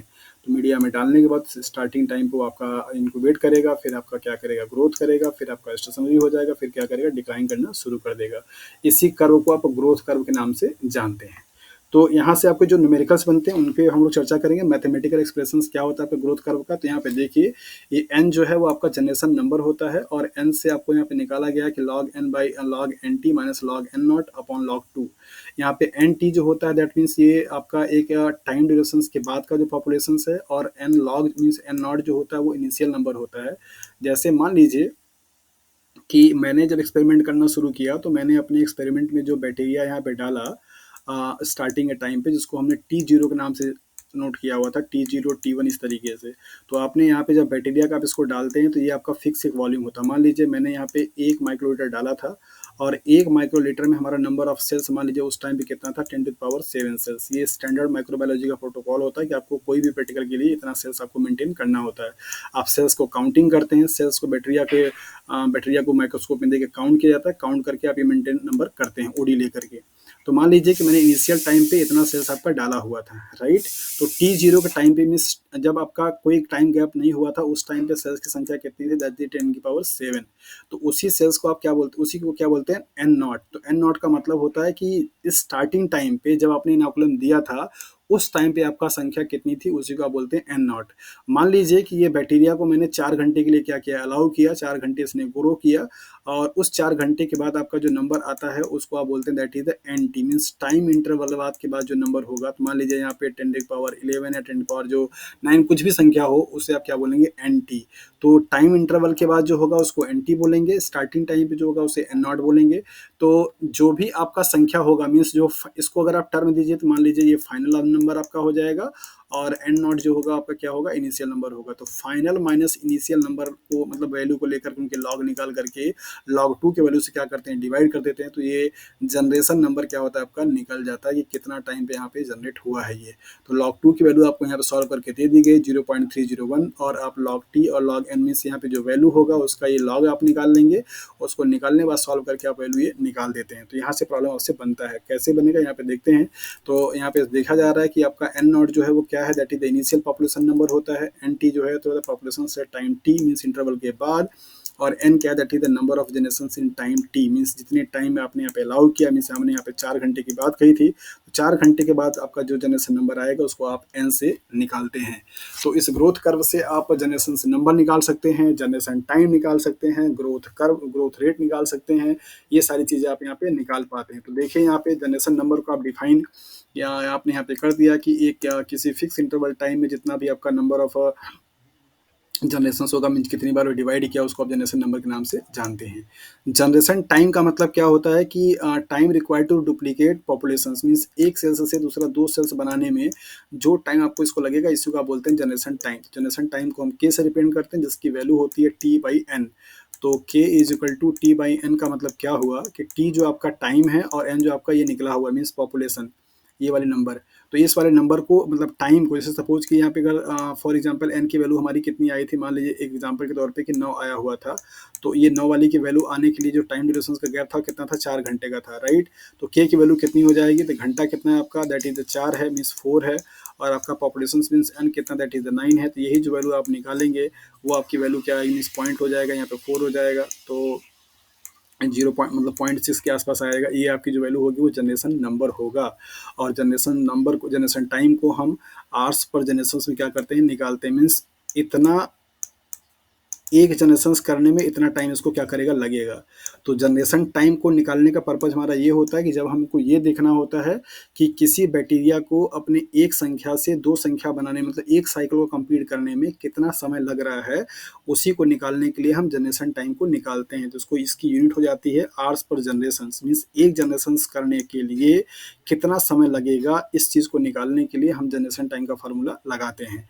तो यहाँ पे मान लीजिए 0.6 आया तो 0.6 आवर्स ही हो जाएगा एक जनरेशन को पूरा करने के लिए, तो इस डेटा के हिसाब से। तो ऐसे ही आपको दिया जाता है, इनिशियल नंबर मान लीजिए आपके पास इतना था, फाइनल नंबर आपने इतना दिया और इतना टाइम अगर उसको लगा तो कितना उसका जनरेशन नंबर आएगा, ये आपको निकालने के लिए दे देता है। जैसे मान लीजिए मैं आपको एक सिंपल पॉपुलेशन दे देता हूँ कि यहाँ पे आपका इनिशियल जो नंबर था आपने लेके चला था कितना, that is the 10 to the 3, और इसको 10 to the 3 से 10 to the 7 होने में मान लीजिए टाइम आपका कितना लगा, दैट इज 30 मिनट का लगा। तो इस 30 मिनट के बेसिस पे आप मुझे बताइए कि इसका जनरेशन नंबर कितना होगा, ये आपको यहाँ पे पूछा जाता है। तो आप इसके लिए क्या लगाएंगे, तो आप यहाँ पे फार्मूला ये आपका क्या हो जाएगा, फाइनल हो जाएगा। तो आप यहाँ पे लगाएंगे log 10 to the power 7 minus log 10 to the power 3 divide by log 2, right. तो यहाँ पे जो आपका log t की वैल्यू है, मीन्स ये आपका फाइनल वैल्यू होगा, कितने टाइम के बाद ये हुआ, तो इसको वैल्यू को निकाल करके आप आसानी से ये निकाल सकते हैं। और अगर आपका n की वैल्यू निकल जाती है तो आप पॉपुलेशन जनरेशन जो टाइम होता है वो भी निकाल लेते हैं।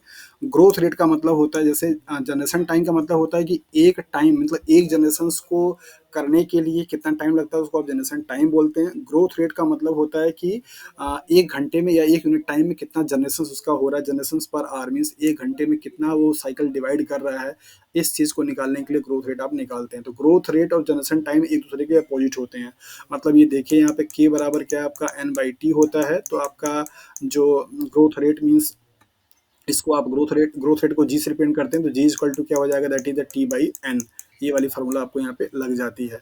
तो यहाँ से आपको जो न्यूमेरिकल दिए जाते हैं वो जनरेशन नंबर निकालने के लिए कि आपका इनिशियल नंबर और फाइनल नंबर दे दिया जाएगा और आपसे पूछा जाएगा कि हाँ इसका जनरेशन नंबर कितना होगा। इस तरीके से सवाल आपसे पूछे जाते हैं। तो इक्वेशंस आपने यहाँ पे देख लिया, जनरेशन टाइम का मीन क्या होता है ये आपने देख लिया, जनरेशन नंबर क्या होगा आपने ये देख लिया, और ग्रोथ रेट क्या होता है ये भी आपने यहाँ पे देख लिया। तो ये था आपका बैक्टीरिया का ग्रोथ कल्चर और ग्रोथ का पैटर्न मीन्स ग्रोथ काइनेटिक्स, जिससे आपको पॉसिबली सवाल जो पूछे जाते हैं वो यहाँ पे बताए गए। न्यूमेरिकल आप लोग इस पे प्रैक्टिस कीजिएगा, नहीं अगर आएगा तो उसको डिस्कस किया जाएगा। और अभी चूंकि यहाँ पे न्यूमेरिकल्स को लगाना पॉसिबल नहीं है, लेकिन इन पे जो न्यूमेरिकल्स आते हैं नॉर्मल तरीके के जनरेशन नंबर निकालने के लिए, जनरेशन टाइम निकालने के लिए, ग्रोथ रेट निकालने के लिए आता है। अब इसके बाद हम लोग देखेंगे आइसोलेशन ऑफ माइक्रोबियल प्रोडक्ट। तो माइक्रोबियल प्रोडक्ट को आइसोलेट करने के लिए क्या क्या पॉसिबिलिटी हो सकती है। अभी आप सब लोग जुड़े हैं, कोई दिक्कत, चले गए क्या सब लोग?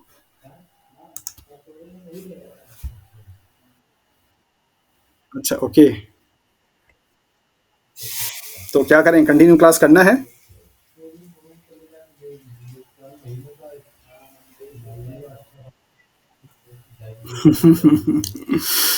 Tomorrow okay. कितने लोग जुड़े हैं पहले? आरती गुप्ता, बायो कॉर्नर, कविता सिन्हा, मनीषा चौधरी, मुमताज, नैमुल, नेहा, सिप्रा, सिद्धार्थ, सुजाता, सनी। ओके, ठीक है। तो अब कल करते हैं। अगर आप लोग समझ रहे हैं एक टाइम पे एक दिन में बहुत ज़्यादा देना ठीक नहीं है। अभी कुछ चीज़ें बची हुई थी, मैंने सोचा था कि ये आपका पूरा आज खत्म हो जाएगा माइक्रोबियल कल्चर। एनीवे कोई बात नहीं है, आज के लिए इतना काफ़ी है। तो कल हम लोग कंटिन्यू करेंगे और इसको थोड़ा सा जाकर के आप लोग रिवाइज कर लीजिएगा। और क्योंकि थोड़ा ये चीज़ नया है, कुछ लोगों का डोमिनियन नहीं रहा होगा, तो होपफुली कि समझ में चीज़ें आ गई होंगी। अगर कोई दिक्कत होगा तो कल की क्लास में आप लोग उसको पूछ सकते हैं। और आपस में थोड़ा डिस्कस भी करिए, आप लोग जो जो चीज़ पढ़ते जा रहे हैं, ग्रुप बना है इसीलिए, तो आप लोग वहाँ पे हेल्दी डिस्कशंस कर सकते हैं। जो भी टॉपिक आपने पढ़ रहे हैं, अगर आपको उस टॉपिक से कोई प्रॉब्लम हो रही है तो यहाँ पे 10 से 15 20 लोग जुड़े हुए हैं। आप अपने प्रॉब्लम को ग्रुप में अच्छे से क्वेश्चन को फॉर्मेट में बनाकर पूछ सकते हैं कि हाँ ये टॉपिक हमें डाउट हो रहा है। तो इससे फ़ायदा ये होगा कि आपकी चीज़ें क्लियर हो जाएंगी जो बताएंगे, और जिनको नहीं आ रहा था उनको ये मैसेज मिल जाएगा। तो ये काम आप ग्रुप में कर सकते हैं। ओके, ठीक है। तो कल कंटिन्यू करेंगे। सब लोग थक गए मेरे ख्याल से। रात के इस टाइम पे 11 बज रहा है, तो ऑब्वियसली दिक्कत तो होगा ही। ठीक है, कोई नहीं, तो कल की क्लास में फिर कंटिन्यू करेंगे, ठीक है। ओके, शुभ रात्रि सनी जी, सभी लोगों को गुड नाइट। और अपना ख्याल रखिए आप लोग अच्छे तरीके से। Okay, good night to all.